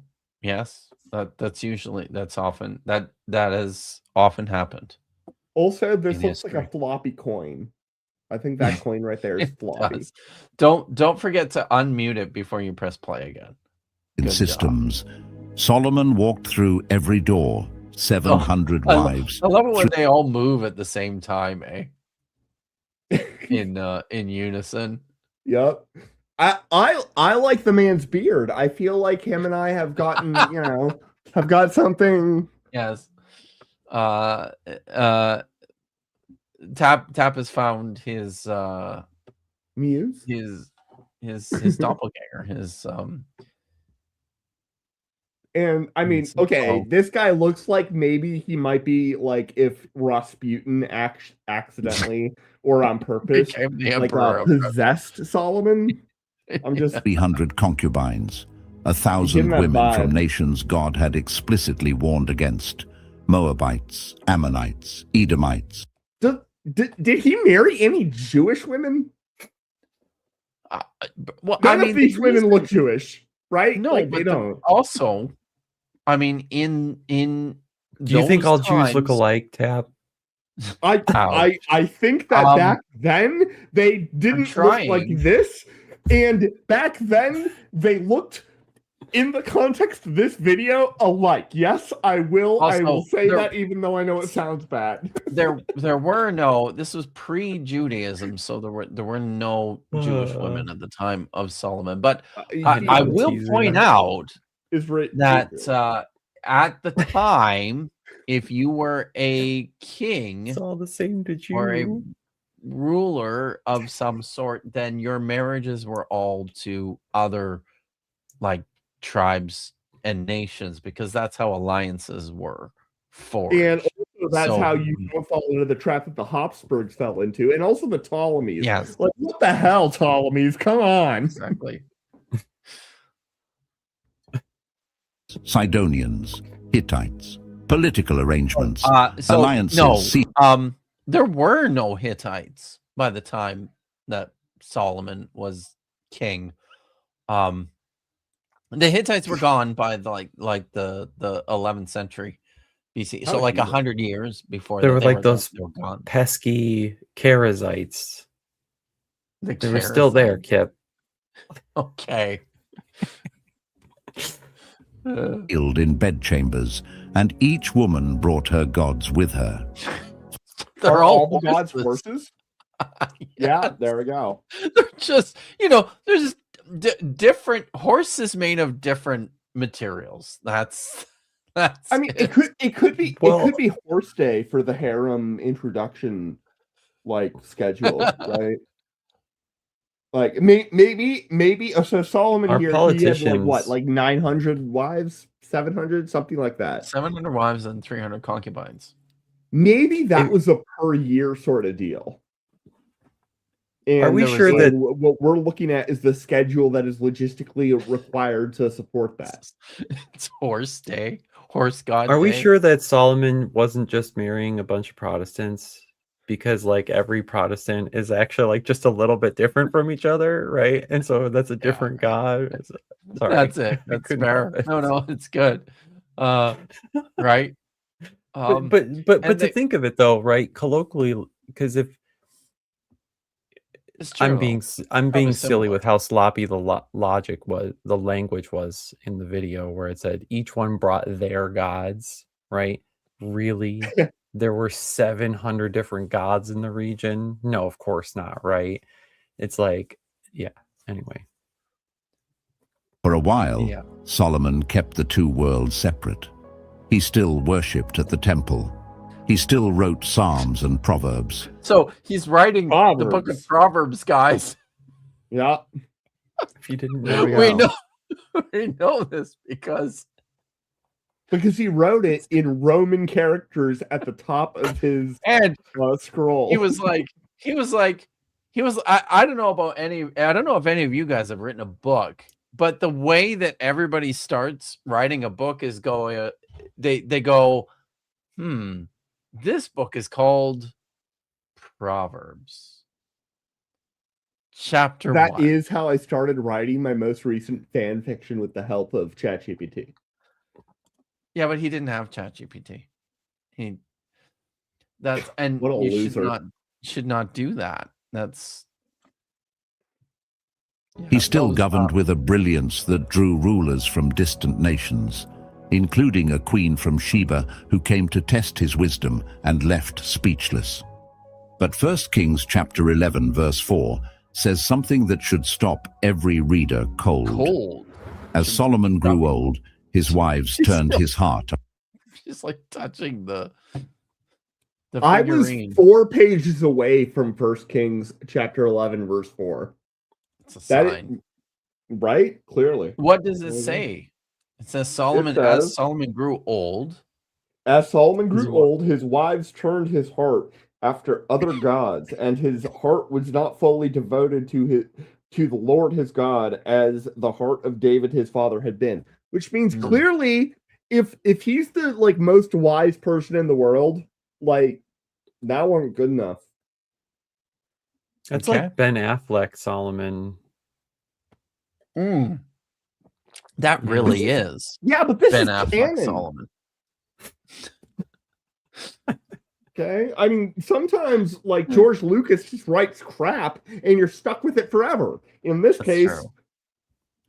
Who wrote? Let's see if King Solomon turns into Matt Damon later. Matt Damon. After other gods, and his heart was not fully devoted to the Lord his God, as the heart of David his father had been. Not publicly, not dramatically. His heart turned. Privately, gradually, he accommodated what he should have refused. Was it really that privately, though? Like after like the 30th or 40th Moabite, would you be like, hey? Also, I feel like this is very well represented in the modern literature, right? Okay, so if you look at the way that Stannis is seduced by the Red Goddess in A Song of Ice and Fire, right? It's a very similar sort of thing. He's sort of being corrupted by this other magical, blasphemous sort of whatever. And yeah. So, I wanted to point something out here about so here I'm going to share my screen for a minute about this issue of it being private. I agree. I think it's probably not that private. So it's important to look at what the text says. So in the Brick Bible here, which is the best Bible. Brick Bible. You know, it says that as Solomon grew older, his wives shifted his loyalty to other gods, right? He did not worship Yahweh exclusively as his father had done. He worshipped the Sidonian goddess Astarte and the detestable Ammonite god Moloch. All right. Well, Moloch's got quite a face there. Yeah. On the hill east of Jerusalem, he built a shrine for the detestable Moabite god Chemosh, right? And then, and for the detestable Ammonite god Moloch. I guess different from the. Oh no, same It's one. like that could be the same one. It's just he's Right. not there. But- Solomon's like, look, I just need to tear down the east wing and make this thing for wait. All right. Yeah. So, but I mean, I think the thing I want to point out here is like none of this is very private. Like he's building, these are massive building projects. Like, right, people are gonna notice when you build a temple to the detestable god Moloch. So Listen, I've done it 8 times and nobody's noticed shit. So I don't know what to okay. tell you. Yeah. All right. Oh, yeah, video. There we go. Sorry. He built a high place for I'm Chemosh, still laughing at the the god of Moab, to whom children were sometimes sacrificed. He built one for Molech, Wait. the god of the...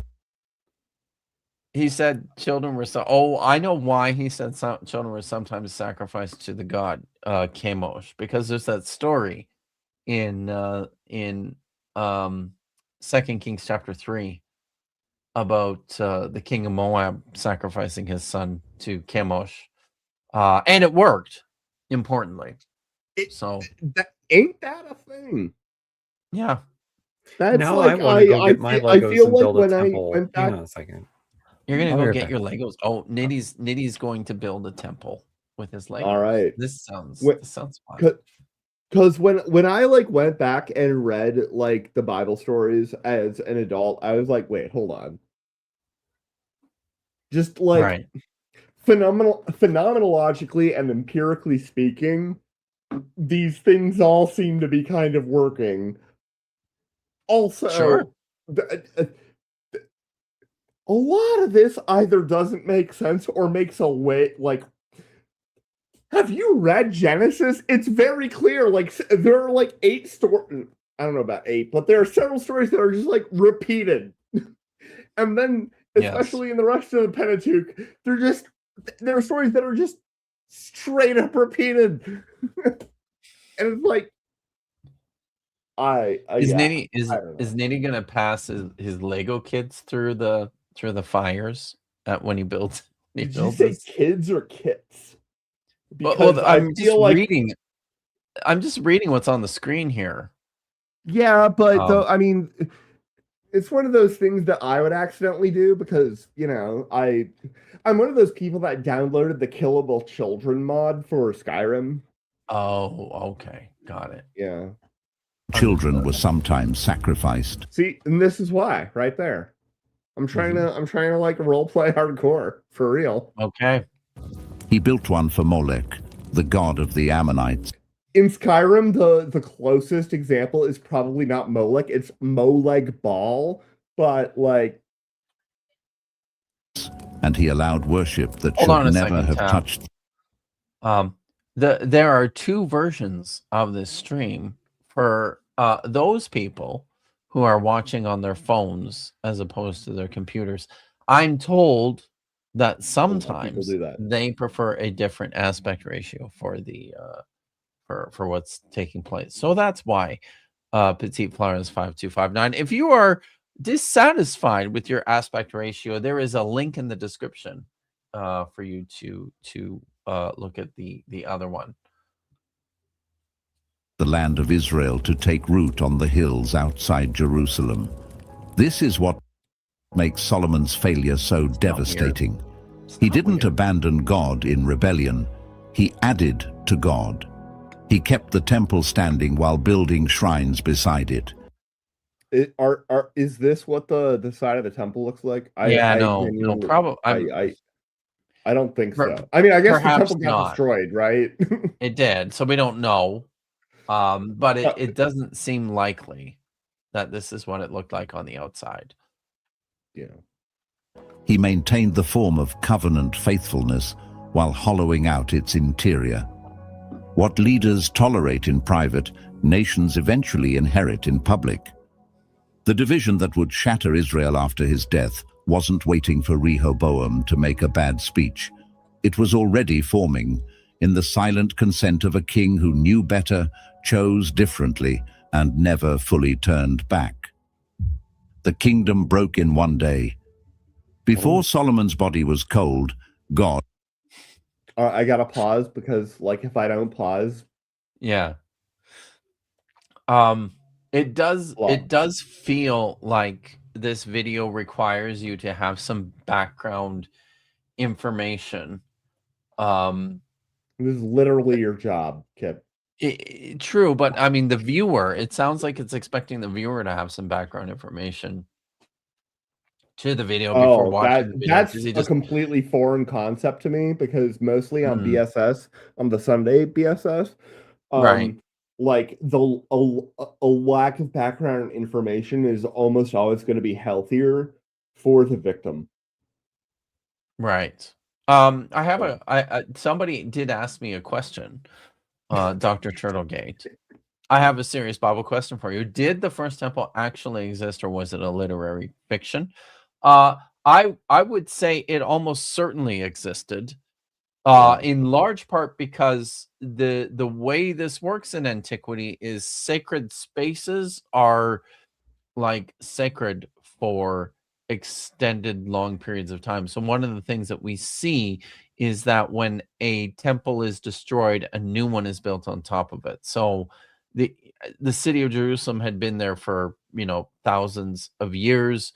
It almost certainly had a shrine or a temple in place. The most likely place for that to have been is in the place where the second temple stood. So yeah, almost certainly. Now, was it a temple to Yahweh? Maybe not so much. We're not sure. Petite Flowers points out that Dan McClellan says that Molech is just a bastardization of Hebrew Melech or king. Perhaps. Most scholars, I expect, Dan would actually agree with this. It's most likely an infinitive construct, mulk, which is like a verbal expression to make a mulk sacrifice, for lack of a better term. So yeah. Anyways, do you think Nitty's coming back? Or does he have that many Legos that he has? Yeah, well, okay, listen, have you been following the drama in the legal Lego community? Because there's a whole fascinating story that's going down with a dude who's getting, like, his Legos stolen from him by this corporation. Did hear about that. Yes. It's crazy. It's wild. The level of corruption in this, like, local Utah town it's wild. It's crazy. I'm really glad this is my channel. I don't want to get sued, but you might get sued. Yeah. Had already spoken. Oh, hold on a sec. Before you continue, I need to address this. So, what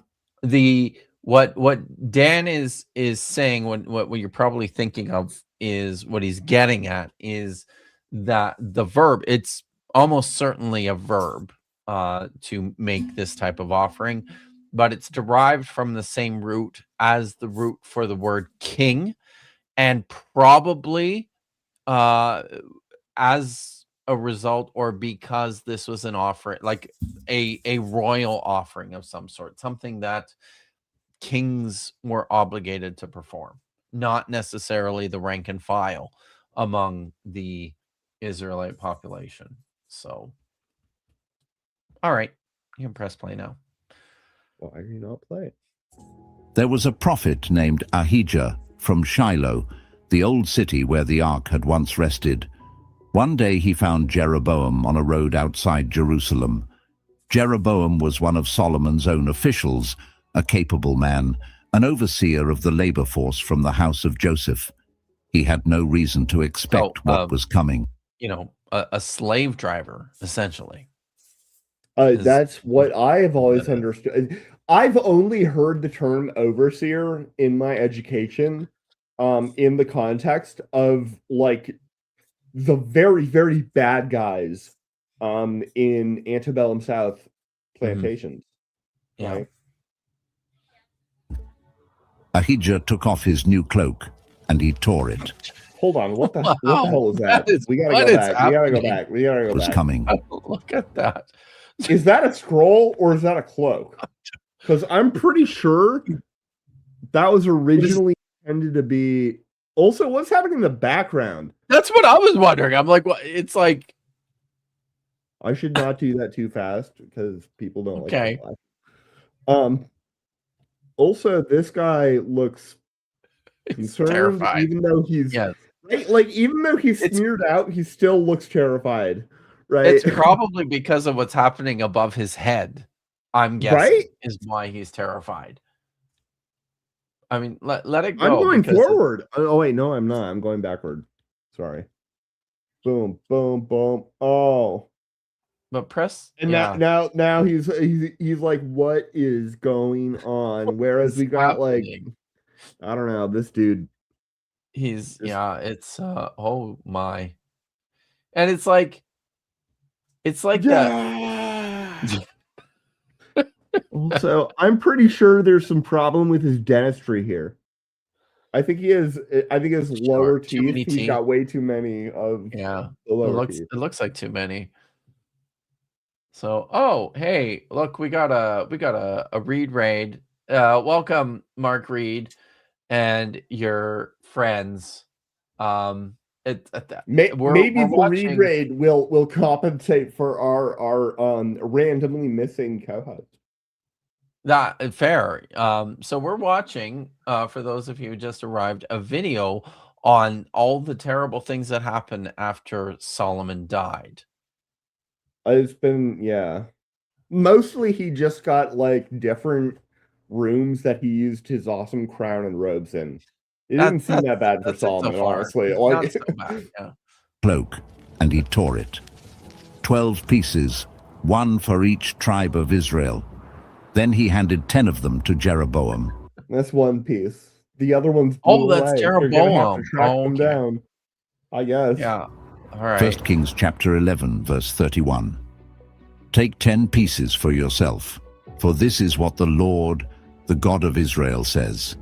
See, I am going to take 1, 2, 3, 4, 5, 6, 7, 8. Tear the kingdom out of Solomon's hand. He's holding that one. It sort of looks like it, but I think there's like a little thread there. It looks like it maybe could be. You're right. And give you 10 tribes. Yeah, no, you were right. You were right. Look at that. I was. The sentence had already been. You know what this looks like? This looks like the inventory screen in a video game that was released in 2024. There's like 14. Am I right there? There's 14 pieces of cloth there. 1, 2, 3, 5. So the AI generator struggles to count, apparently. So, yeah. I mean, that's fair enough. I also struggle to count. And I've read your book, okay? So, you know, you're actually every individual number in your book that I have checked is correct. What, one for each? The kingdom 14 tribes. I'm just was already torn in heaven before it tore on earth. Oh, that's what was happening. When the thing in the sky, was that the cloak tearing, and was that the tribes tearing in heaven? Was that what that was? I'm pretty sure this dude's about to say that like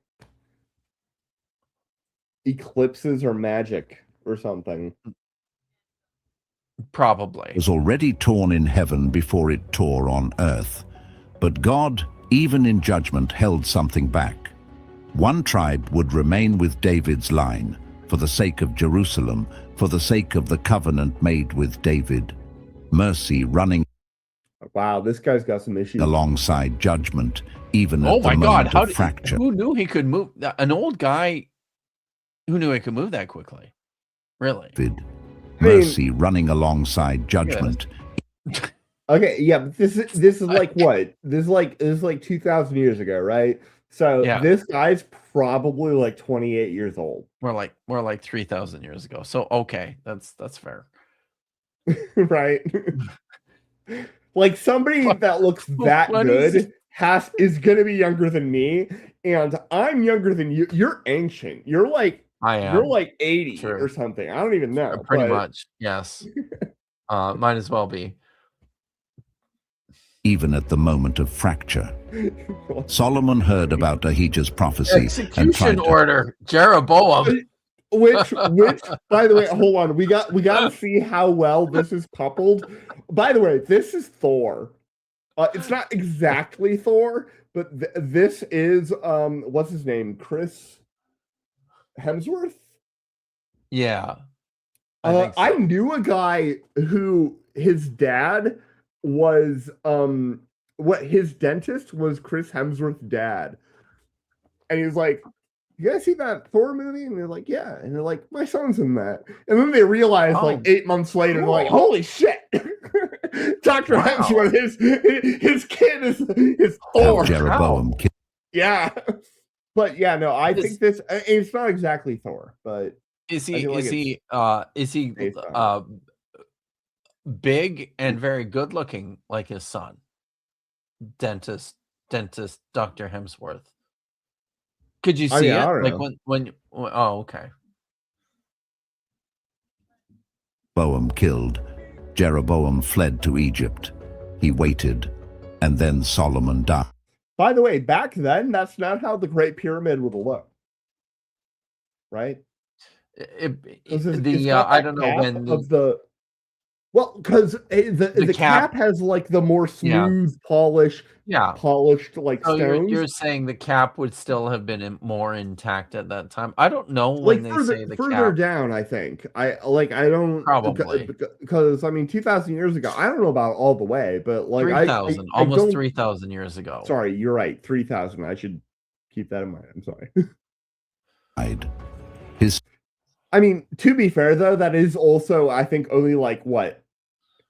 Actually, no, that is like more than halfway back to the pyramids, even. Fled to Egypt. He waited, and then Solomon died. His son Rehoboam traveled to Shechem to be crowned. Shechem of all. Would he be riding on a donkey, or did they? Yeah, you know, that's actually. I mean, there's a thing about kings in Israel riding on donkeys. So it's actually, you know, seems to be within the cultural expectation. Okay, fair enough. Places, not Jerusalem. It is a kingly ass. Is it like a is it like a like part of the it's like symbolizing some humility or something like I that, think so. or at least like something that's expected of them. Okay, yeah, that makes sense. Shechem, where the tribes gathered, where Joshua had once renewed the covenant, where the tension between north and south had always simmered just beneath the surface.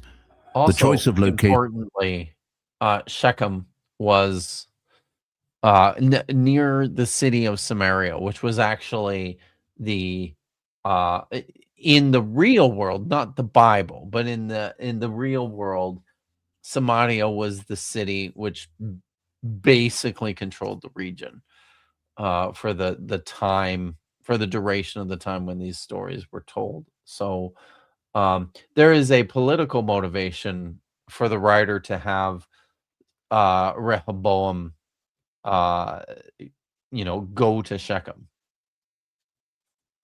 between north and south had always simmered just beneath the surface. The choice of location was itself a signal. This coronation would need to be negotiated, not assumed. The northern tribes came with a spokesman. His name was Jeroboam, back from Egypt, standing in front of the son of the man who had tried to execute him. The request was... Hold on, there's no way that that thing is getting off of this guy's wrist. Look at that.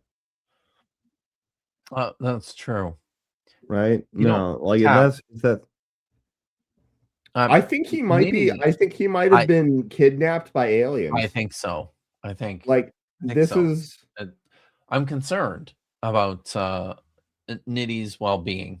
You know, I'm also concerned. You know what we should do? What should we do?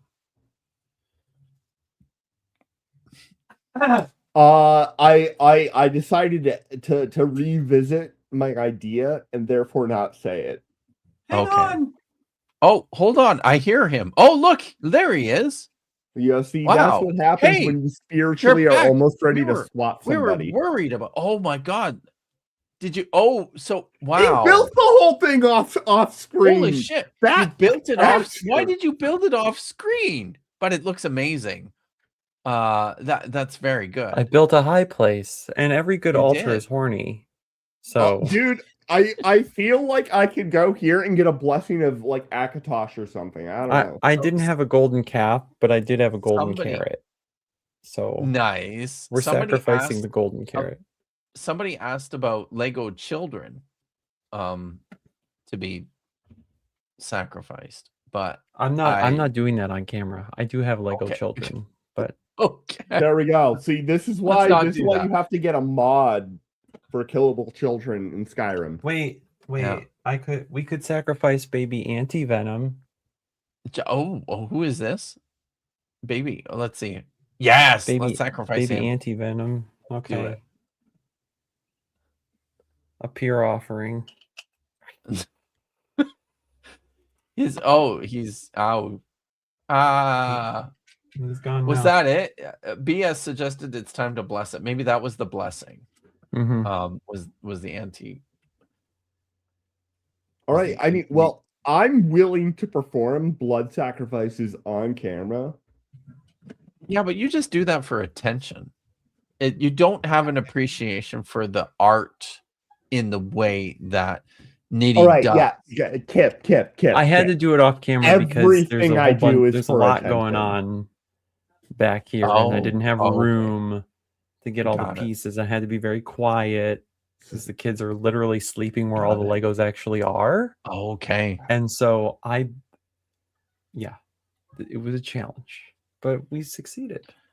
This is my high place to Chemosh, I think. We're very impressed, Nitty. It's very good. We were worried about you, but I'm happy. I even got some of Solomon's gold here. Yes. I mean the freaking thing. I mean, so good. Yeah. Also, Bree is here, so that's great. Hi, Bree. Was direct. Your father made our yoke heavy. Lighten it, and we will serve you. Rehoboam asked for 3 days. He went first to the elders, men who understood the weight of accumulated resentment. All those elders look like they had the same parents. So yeah, which is why they're all understanding that the weight of accumulated resentment is most well displayed by the Bible asking you to subscribe. Think about it. The Bible is asking you to subscribe. If that's not a horror of late stage capitalism, I don't know what is. B.S. Lewis says Nitty quietly making pagan altars to not wake his sleeping children is quite the vision.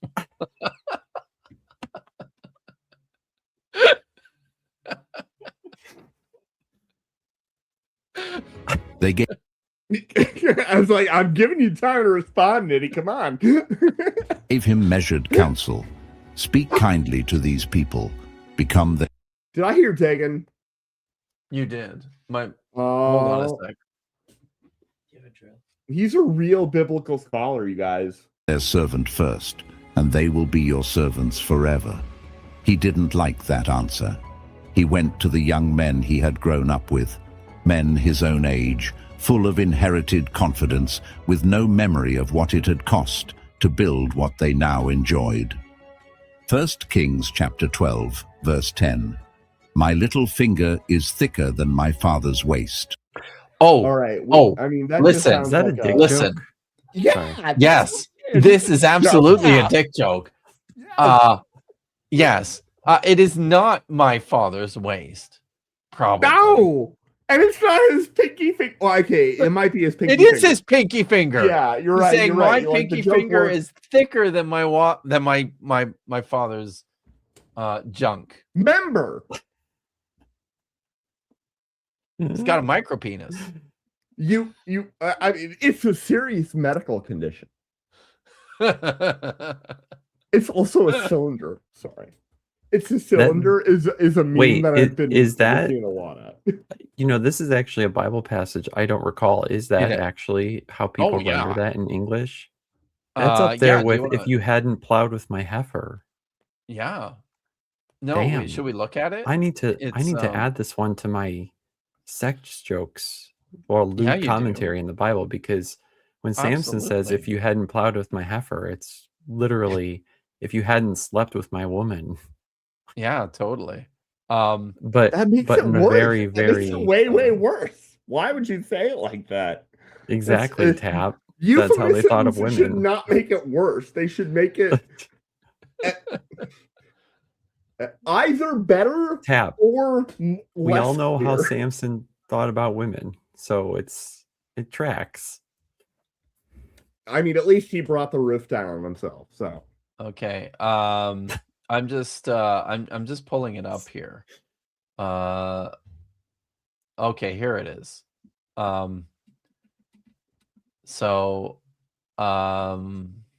Okay. Just gonna take this down for a sec. I'm sad that I just now got this one. Right? Man, I need it. See, when I've told people in person when I went around on college campuses and said like, oh, I still enjoy the Bible. I think there's some funny stuff in it. And I would often tell them the Samson one and they were like, wait, what? And I'm like, oh yeah, that's what it really says.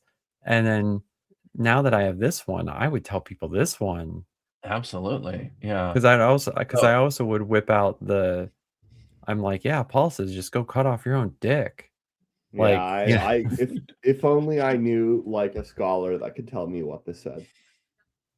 So he spoke to them in accordance with the advice of the young men and said, my father made your yoke heavy, but I will add to your yoke. My father flogged you with whips, but I will flog you with scorpions. Yeah. Oh, he doesn't actually. So it goes back. It's back here. It's recommended to him. Yeah, it right here.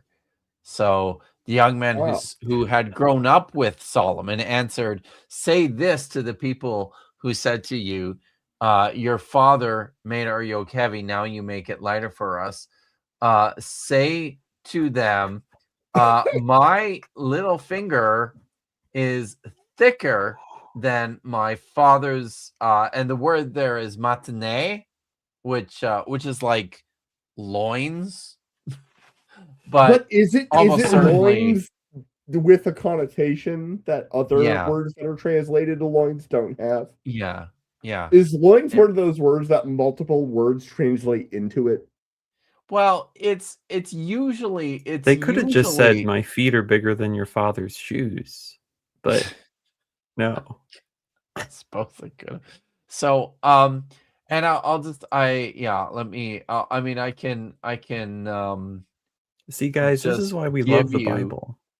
The problem is, if you actually look strictly at the comparison that is explicitly provided there, it's not necessarily in his favor, because it doesn't actually say a statement directly about his loins. It says a statement about his little finger and his father's loins. Now, look, it's a measuring contest, Tap, so it's always a win. Loin size tends to be inherited, right? So if his father's loins were, you know, it's a serious medical condition, micro-sized, then that could presumably be inherited. And still, oh my God.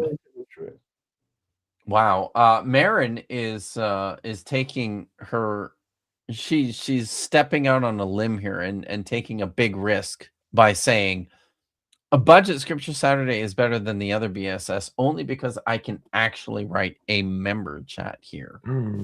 So YouTube just doesn't let her write member chats in the other one.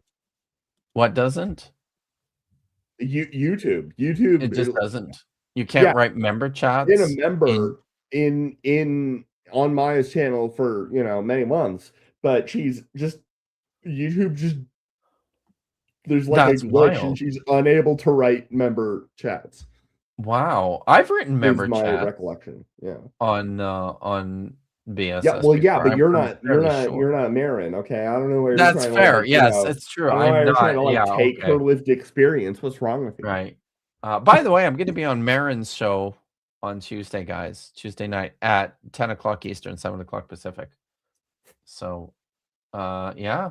So, anyways, all that to say, yes, this is a dick joke. It's a very, very good one, I think. I mean, really, it's a big one I missed. My little finger. If your intent is to convey to the people that you're talking to that you are like that much more than your father, saying my little finger is thicker than his dick, I think that kind of does it. No, you're right. It's just that, like, with the proper pedantry, it doesn't. Have we even gotten to the 7 things that happened after he died yet? No, we're not even close. We're not. I don't think the video has. We're never getting there. No, we're just not. More burden, more force. Rehoboam stood before the assembly on the 3rd day and delivered the harshest possible version of that counsel, word for word, without softening. Word for and word. And the northern tribes answered. Word for word. Sorry. Guys, we need I'm sorry, I'm slow. Word for word. Word for word. Word for word. Wow. Word for word.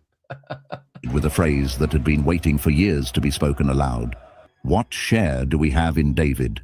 To your tents, O Israel. 10 tribes walked away. Just like that. Just like that. They had been waiting. Why did the 2 tribes stay behind the tribes of Judah and Benjamin? Capitalism.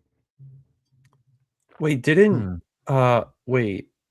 My brain is saying something like because some stayed on the other side of the Jordan too. Is this like the opposite? No, I mean no. It's like a part of the tribe of Manasseh is on the other side of the Jordan, but that's the only one. All the all the 12 tribes are actually located in the Transjordan. Or sorry, in the Cisjordan. Not the Transjordan. So Rehoboam had handed them one without hesitation. That for some reason. Otherwise known as the West Bank.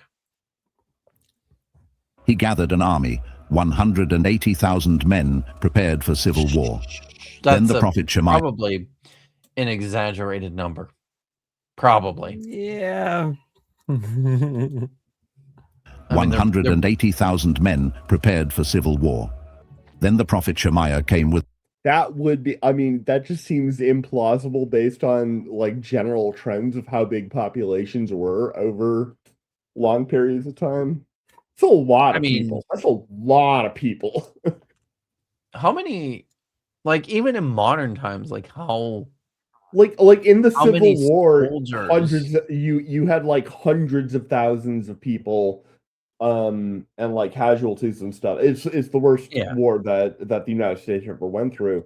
And it's more than 180,000, but it's not 10 times more, right? Like but it is at a level where society was just able to support populations on a scale that was a lot. Yeah, the 13 colonies was difficult back then. Fucking huge compared to like the tiny little. Yeah, but in the Civil War, it would have been 80 years later, right? It would have been in the 1860s with Abraham Lincoln. Which is 80 years later than what? 80 years later than when the Americans Revolutionary War was which Oh, was, I see. Right. Yeah. Okay. Anyway. The word from God. Do not go up to fight against your brothers. This is my doing. And Rehoboam, somehow to his credit, stopped. 2 kingdoms now where there had been one. That's not how the sky works. Israel in the north, A flat Earth Judah guy. in the south. We've been through this. Yeah. The same Flat language, Earth the same Earth. history, the same God, and a border between them that would never fully dissolve. Everything that followed flowed from this. Why is the road like that? It's a cursed yellow brick road. Yeah, Really? I mean, honestly, I was trying to figure out a way to make a yellow brick road joke, and I couldn't. I mean, they could make it straight. There's a straight road there. They just decided, Did you guys remember that random wedge-shaped core of darkness earlier? Yes. Right? Yes. This is like the complement to that a little bit, sort of. The wedge shape, yes, column of light. That's what we're looking at, indeed. All right. Moment. Religion, but not God. Jeroboam had everything he needed to lead well. A prophetic mandate, a kingdom of 10 wasn't tribes. This guy Solomon before? They have a limited AI budget. Population that had just walked away from Rehoboam. These are now these are like very Egyptian looking figures, I think. It's energy and momentum. He had. Well, hold on. They're mentioning energy and momentum, so they clearly have like a deep grasp of. I swear to God, if you say astrophysics, I'm leaving. Tribes, a population that had just walked away from Rehoboam with energy and momentum. He had been. No, it was figurative. It's okay. Handed one of the most remarkable political opportunities in Israelite history. The chance to build something different. It's got what is this map? Do you want me to like show your map? Okay. Is that what you want? Jay Southern, what? This is the land of Jeroboam. Jeroboam, yeah, with Bethel and which is real, and Dan. They're not even in the fucking right. Nothing's in the right place. South. Jassuth is in the right place, right? That you can't argue with the location of Jassuth, right? Also, it very accurately captures the dramatic and huge peninsula jutting into the middle of the Mediterranean out of the eastern bank of the Mediterranean, which most maps don't get. Yeah, that's supposed to be the Red Sea there, but it's not quite right. It drains into a river by the looks of it.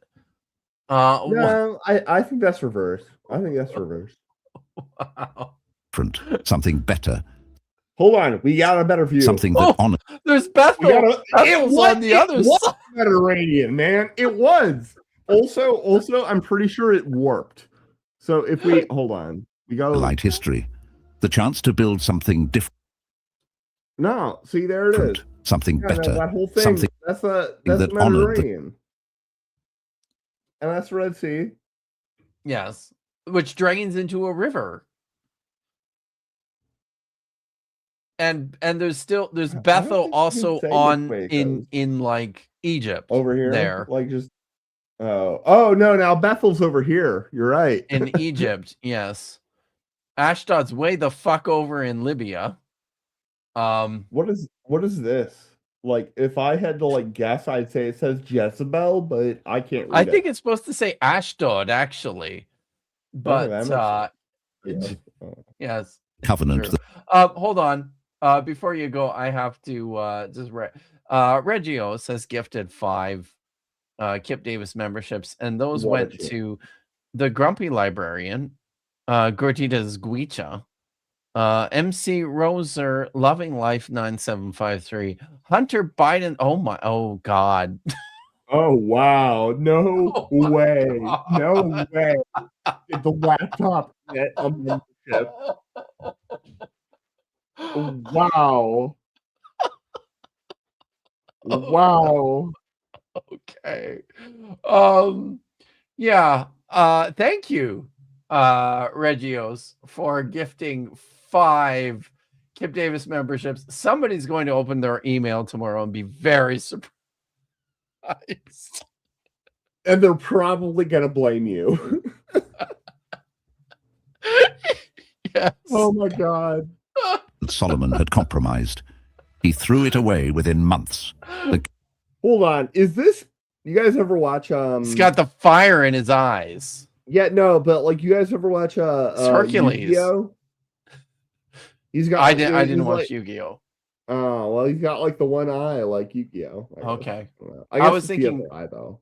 I was thinking because I'm a goddamn, fossil. So I was thinking of like the old Hercules cartoon. He's got fire in his eyes and fire in his thighs. I wasn't allowed to watch that. Okay, like my mom was like, "No, I don't believe you. I don't believe you. You're not. I don't think you're old enough to remember Hercules. Not that Hercules. You're correct. Mm-hmm. My headcanon for Hercules is the movie that Disney released in the 90s, I think. So. Where it had Hades going 2 thumbs way, way up, and the like fire came out of both of them. It was great. That's what I remember. Calculation he made was political, and on its own terms, it was almost logical. Jerusalem was in the south. Whenever I do something that is on its own terms is almost logical, Maya always yells at me. The temple was in Jerusalem. But this is we've been through this. This is a safe space. So those sorts of things just won't happen here. Dr. Tapioca Weasels. Thank you. My favorite trench coat astrophysicist Weasels. I hate you a little bit, but mostly I like you because of what you said before. But like, why are you like this? Okay. Mm-hmm. The law required every Israelite male to appear before God 3 times a year. Passover, Pentecost, Tabernacles. That meant his people would regularly travel south, stand in the courts of the temple that David's line had built, feel the pull of the old unity, the old capital, the old king's city. And Jeroboam was afraid. 1 Kings chapter 12, verse 27. If these people go up to offer sacrifices at the temple of the Lord in Jerusalem, they will again give their allegiance to their Lord, Rehoboam, king of Judah. He made 2 golden calves, one placed in Bethel, the southern border of his kingdom, one in Dan, the far north. Strategic placement. It's the wedge-shaped core of darkness again. Why? Somebody suggested earlier that this is the smoke monster from Lost. It could be that. It could be that. I just very rarely get to use this particular quote from a Virginia Woolf book that I've never read. Yes. But my brother did and complained about for weeks on end at the dinner table. Specifically this line. Before you continue, Trilzabub gifted a Kip Davis membership. Thank you very much. And that went to Ranino F. Stag 8245. Thank you very much. And I would say again, we have no weasels, nitties, or vaginas here. I'm afraid. What am I, chopped liver? Deliberate misinterpretation of what you say is wow, and you're determined. Thank you very much. Dr. Tapioca Weasels gave another 5 Kip Davis memberships who went to Kohelet Plays, Christian Gunelius 8632, Dark Sora HSS, Daniel Houghton 9954, and Newswatcher 701. So Jillian Wren sitting there. Still waiting. Jillian is still waiting. For like, yeah, right. Just dodging gift memberships like Neil. Who is Steve Jillian? Like, I can't remember which person in the hierarchy this is referring to. All right, I got it. No matter where his people lived, there would be a worship site close enough to make the journey to Jerusalem unnecessary. And then he said the words, 1 Kings chapter 12, verse 28. It is too much for you to go up to Jerusalem. Here are your gods, Israel, who brought you up out of Egypt. Any reader of scripture should feel something lurch in their chest at that sentence, because those words did you feel it, guys? Did you feel it lurch in your chest? I'm on a lot of chest-related medications because I have really high blood pressure and cholesterol, and I don't want to die before I'm 50. So no. I mean, yes, but not like in a weird way about that particular topic. Sorry, I'm gonna stop talking. So these are, I mean, just so, I mean, within the text, the way these are presented are as like alternate shrines to Yahweh. These are the places where you are intended to come and worship Yahweh. So you don't have to go to Jerusalem to worship Yahweh. All right, why do they choose a bull? Oh well, that was probably a common depiction of Yahweh in ancient Israel. It was also a common depiction of El and Baal. So wow, we're Bible lore. Hayden is enjoying the show. I'm happy to see that, Hayden. It's good. And before, almost exactly. Exodus chapter 32. Aaron standing before the golden calf at the foot of Sinai, telling the people, "These are your gods, Israel, who brought you up out of Egypt." Jeroboam wasn't building new shrines. Stories were connected. They would never. He was reaching back to the oldest apostasy in Israel's story and repackaging it as legitimate worship. The same language, the same image, the same betrayal dressed in different clothes. Bethel made it worse, because Bethel was no ordinary location. Bethel! This was where Did you see on the altar there? It's Bethel.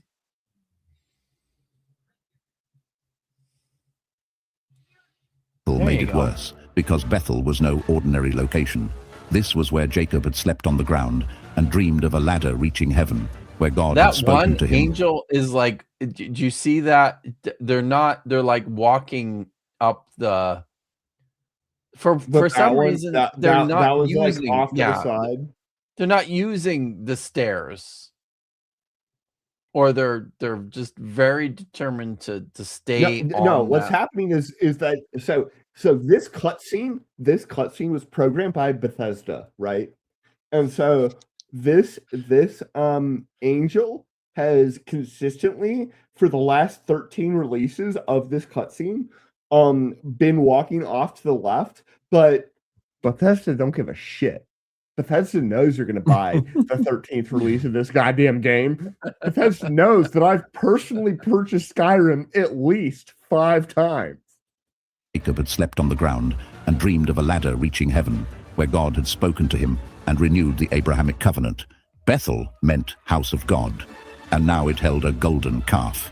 The sacred corrupted into the counterfeit. The priesthood fought.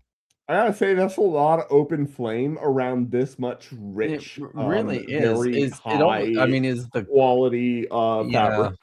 Yeah. Aunt Jer says that YouTube is playing ads in a really obnoxious way. On apparently just it's and I don't know how to fix that. Jer, I'm very sorry for your trouble.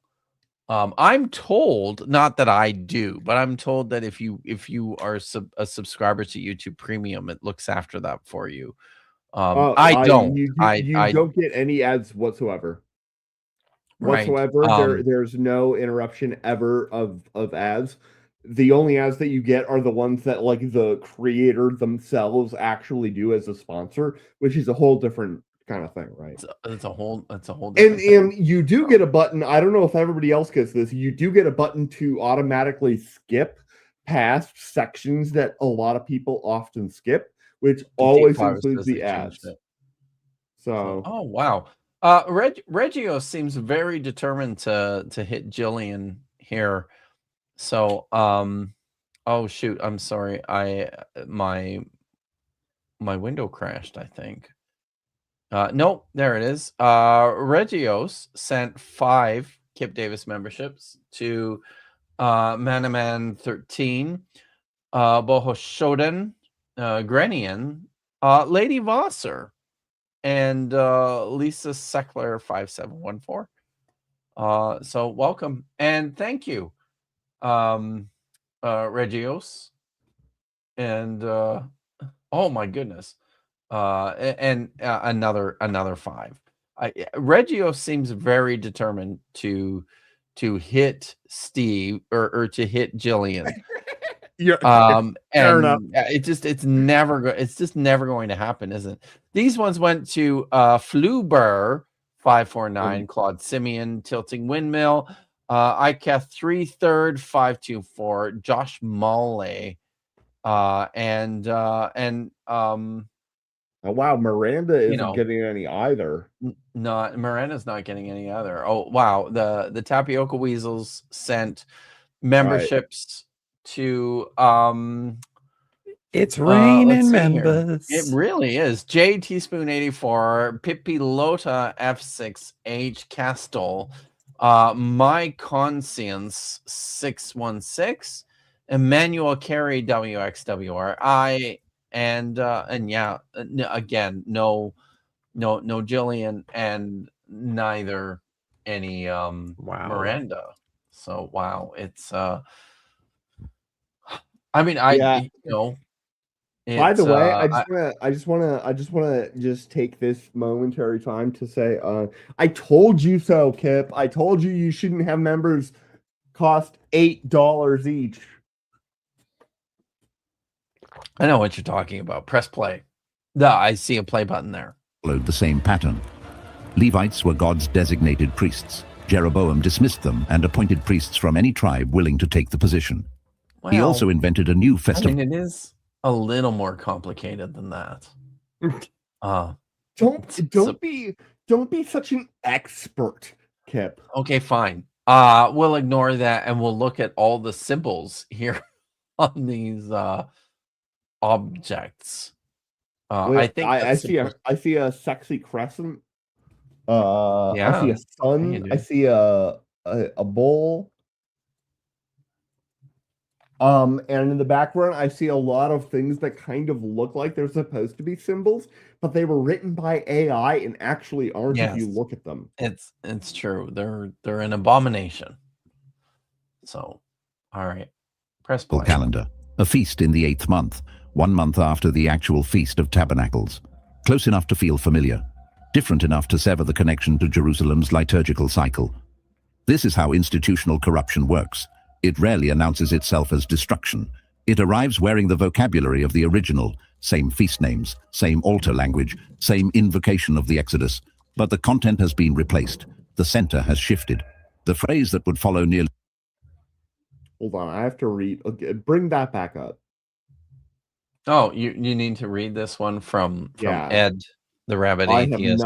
I have not been hit either. This channel needs to sacrifice a circumcised carrot to fangs. I think you just do that with like a carrot peeler, right? Is that how you do it? Just with a carrot peeler? That's how you circumcise the carrot. That's not how you. Is that? And then you sacrifice it. And then you incinerate it. You stick it in your barbecue, but like right on the coals. Do I have that right? Every northern king was I'm just going to press play. Born here.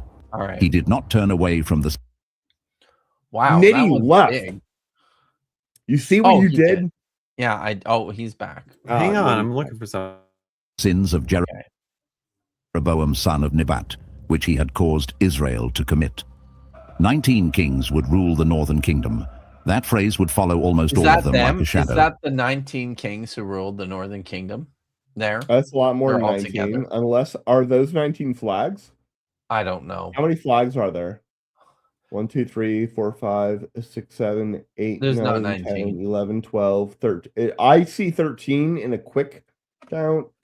I could be. I had dropped wrong. the carrot. Oh my god! That's what you have. You had a carrot. That's true. You did have a carrot. Yes. We can. Thank you. Snip it and then shit. All done. You should be good to go now, Rabbit Atheist. That was really high quality audio. I'm not gonna lie, like that was actually immersive. Really Jeroboam didn't just lead Israel into sin. Wow.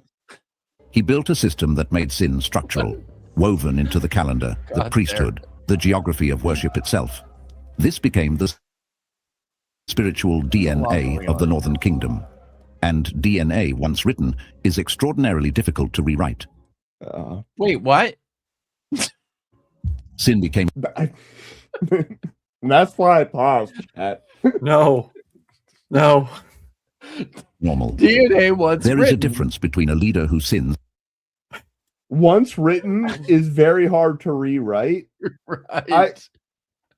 The problem is like it that metaphor just does such not different wavelengths. It's not that I technically disagree with the statement. I don't have enough knowledge to agree or disagree with that statement. However, DNA rewrites itself all the goddamn time. Fucking time. All the time, because the thing that DNA and RNA are like weirdly good at is they rewrite themselves and they fuck up. Yeah. So right. Errors.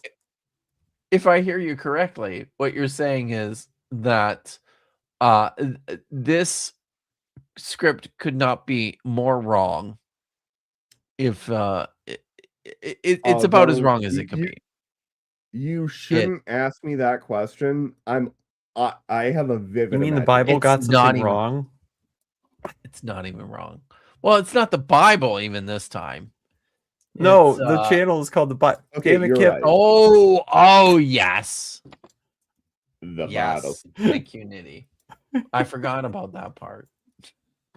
I just want to remind everybody that Kip fucking loves this channel. I fucking love this channel. I do. And I have a feeling we'll be seeing much more of it. I think though for tonight we'll watch maybe like 5 more minutes and then we'll have to shut culture that has learned to sin without noticing. Jeroboam's golden calves were visible, deliberate. Okay, no. You could point to them and name the problem. But what happened next was harder to see and far more dangerous because it didn't announce itself. It spread. High places multiplied across both kingdoms. These weren't temples or grand structures. They were local shrines, hillside altars, community worship sites that had existed in Canaan long before Israel Which means arrived. They're bad. Bad. They're bad. Everything has to happen at the temple. Like ball. No, even it doesn't matter who you're worshiping. If you make a little shrine that's not the Temple of Jerusalem, it's bad. Like Nitty, right? Like this is what we're talking about. It's bad. It's very bad. Don't do it. I don't know. That looks pretty sweet to me. Do I need to keep that for like every time we stream? I think you might have to hold on to it. Hey, wait, do you have like I can't tear down my new high place? No. Do I have lights? Do you have like a whole bunch of Lego just sitting? Excuse me, I got a coffee. It's because he probably inhaled some of my awesome epic beard hair. Sorry. That's not it. Do you have like a whole bunch of Lego just sitting off camera where you can just go and build shit out of? I mean, to be fair, he's got a lot of Lego sitting on camera. Wow. Right? So like I don't think the off-camera presence of massive amounts of free roam Lego is surprising. You didn't know about my like my sorting problem that I have? No, like that I have an sorting problem. I have an enormous amount of Lego that needs to be sorted, so that I will be more apt give to your build children random small things. incentives and use them as your worklings. I actually have an outstanding bribe currently to pay my daughter $30 to sort one of my larger bins. So one of your larger bins. My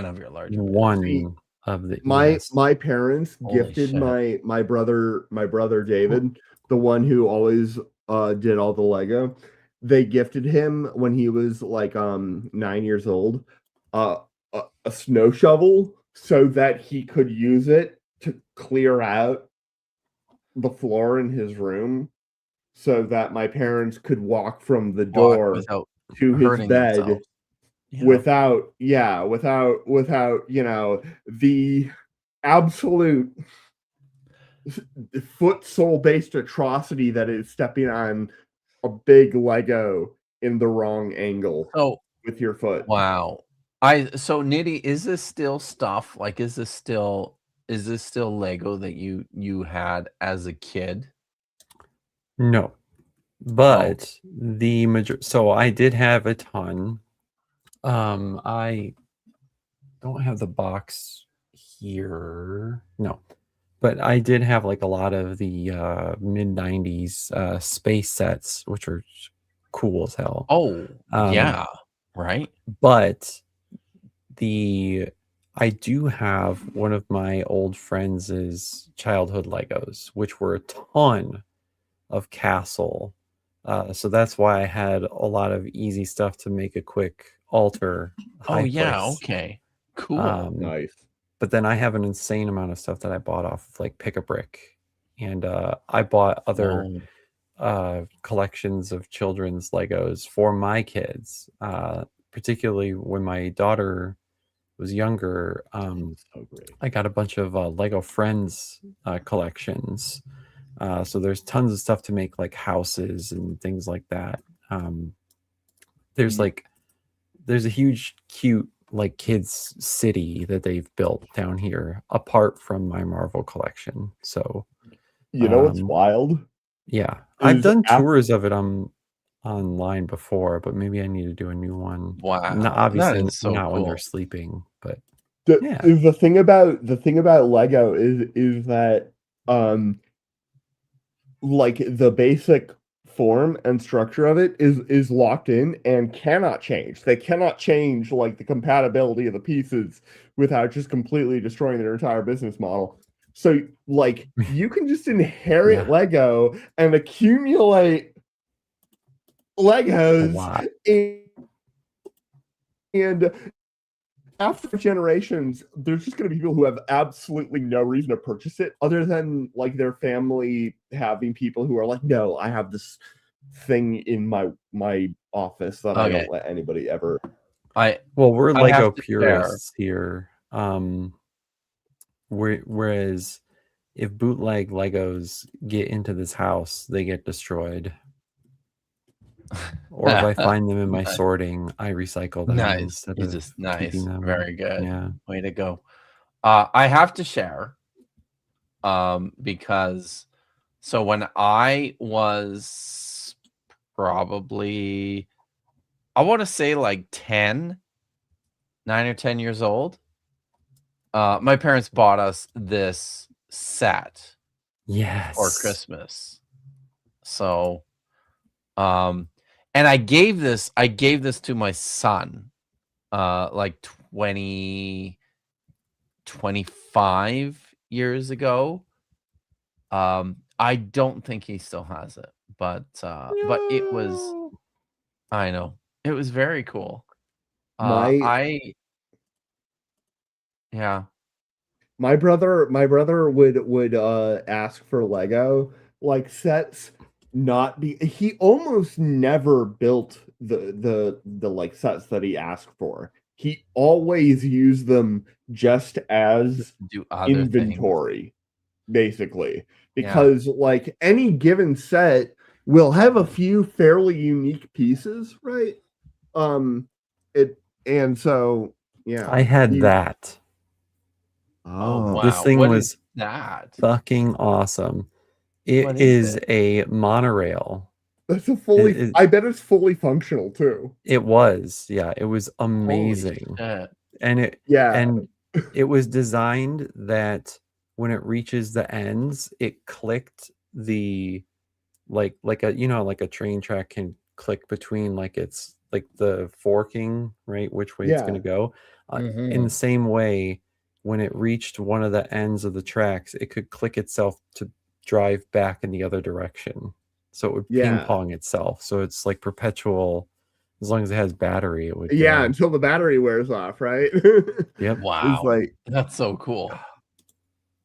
Yeah. Wow. It was. I think it was about 200 MSRP, 100 something, 200 MSRP when it came out, and it's like $1,000 now. Do you guys think Lego? Do you guys think Lego? I want it an so atomic bad, physicist? but Maybe I should obviously, go and work for Lego. You used to have it. I had it as a kid, yeah. Right. But I went And through then- some crazy shit with my family. And so we basically my in my late teens, my parents' marriage got all messed up, and the bank repossessed our house, and I was almost homeless, and so like all of our stuff had to like go. Just go. So that's what happened to my Legos. Yeah. That's awful. Wow. I'm sorry about I have that. no idea what happened to my brother's Lego. No, he doesn't. Maybe he still has it, Tap, for all you know. It could be like it would have fit in two like sort of big tote things, would have fit all of his Legos. He never had like a crazy amount.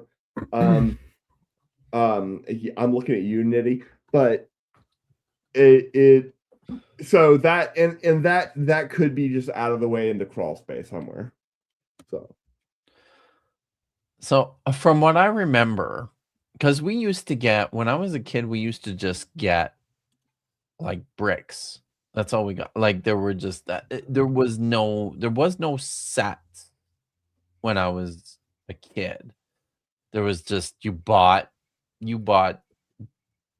Legos, and then you get like a box of random bricks of different sizes and shapes and colors. So that like the thing with the space Lego set that we got for Christmas was my first. I don't know if it was the first one, but it was certainly my first recollection of an actual Lego set. But like the one that with like the instructions and it all the pieces were there and you built something out of it. I thought it was the coolest thing ever. But yeah, I mean, wow. it is subject on a very high list of coolest things ever. Right, really like Lego is not going out of style ever. No, not anytime I soon. mean, like your kids probably love it, right, Nitty? My kids Oh, yeah. loved it. Yeah. So it's almost like it's literally like the perfect toy. It's ageless. So, It is. It's one of those things that like I mean, it's timeless. It's generationless. Yeah. So cool. But that's probably a good place to call it a night. I'm trying to make my beard look like the wedge-shaped core of darkness, you guys. Really? Right? Yeah. I saw you groomed yourself. I was just looking at this the other day because you did a couple of Bad Science Sunday streams from Scotland when you went there for your brother's wedding. So I saw some footage of you after you had groomed yourself. I would never. You did. I don't saw. I don't there's own any the- I don't own the any video. grooming equipment. Somebody groomed you. The video evidence is out there. So maybe, I don't know, maybe we can convince you to groom yourself again. My brush got stuck. So yeah. Wow. You could use some professional help with the grooming. Maybe. I could use some professional help with a lot of things. Awesome. All right. Well, this has been fun, but we should probably call it a night. Nitty, you got anything going on coming up? Well, I'm going to be on vacation during the week. I'm off This work week? all week next week. Yeah. Nice. Cool. But I'm going to be out of town midweek. Good. Maybe I'll do like some late night panel hunting like I did this past week. I went on this guy. What's his name of his channel? He's got a ton of subs and does lots of debating. And I was like, yeah, screw it. Yeah, I went on. What is his name? Was it Big John Steele? No, I haven't been on John's. This guy. I could go over Have to you been on his John's before? No, it's like Fugazi or something is the guy I went on. And we ended up talking about like basically like, can you have Fugazi. It was Fugazi. And Tommy said it was great. Oh, thanks. There were things I thought I could have done better, but I was over there. It was cool. Yeah. I was pretty nervous, but it was fun. I'm not used to. I don't necessarily want to be. How do I want to put this? Like a perpetual caller-inner to like debate, specifically debate streams. I like having the more like conversational approach to talking about whether or not you should believe something. But Kip offed himself. I don't know. All right. Well, just keep damping. Oh, good job. But I like the more interpersonal, right? Interacting on an informalness of a panel. Maybe I'll call into more shows. I don't know. We'll see. But cool. Yeah, that's cool.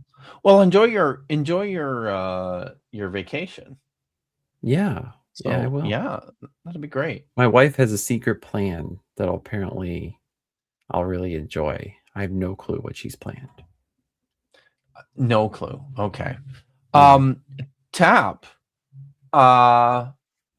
You're not doing anything tomorrow night. I never do anything any night. And you're not, but when you're not doing anything tomorrow night, it will be in the privacy of your own home with the camera turned off. That felt like an accusation on levels that I can't quite articulate, but I feel legally obligated to deny. Yeah, I will not be on stream tomorrow night, and all of my actions will be in the privacy of my own home, and I feel like I've just admitted to a crime somehow. He's going to be pressing the play button all just in the, with nobody watching tomorrow. You're not making it better. Why are you like this? So T-Word is wondering, Nitty, if there's a Lego. Have you been to Legoland? Surely. We have the season. My family and I have seasonal pass. So that's cool. Where is it? Like in the States? Unless he's saying like Florida, like are you talking about like the actual amusement park or like one of the like terrestrial fun houses? Oh, what do you have? What do you have a pass? In my area, there's a Legoland at our mall. Cool. And yeah, it's got like rides and stations to build at, and awesome. It's connected to a Lego store, and my son and I love to go there. So that's awesome. Yeah. So I lived in my daughter and I used to go a lot too when she was younger. Cool. But yeah. we lived in my family and I lived in Norway for 3 years, and we did a family holiday to Billund in Denmark, and went to the original Legoland, which was pretty cool. Not gonna lie, that was pretty awesome. Tap, is this when Science is Hard finally launches? I have never, ever even remotely endorsed the idea that I would ever be starting a show with that particular name. You are getting it confused with Physics is Hard. Physics. I'm sorry. I'm not. Yeah. Are you? I shouldn't have pointed that out. I should have just denied the Science is Hard because I could have done that and still been honest. In launching another one called Science is Hard, you could do both. You know, it's an opportunity. An opportunity or an allegation. I feel like chat's coming after me. I'm just saying. So, like I don't. Okay. I don't feel safe. Oh, look. The Human Tommy wants everyone to know that he was on Neil, the 604 Atheist tonight. Neil's just down the road that way. He's over there. And it was awesome. You need to go watch it. So he's go just down watch the clicks. It. Everyone, that's right. Down it is down a few clicks.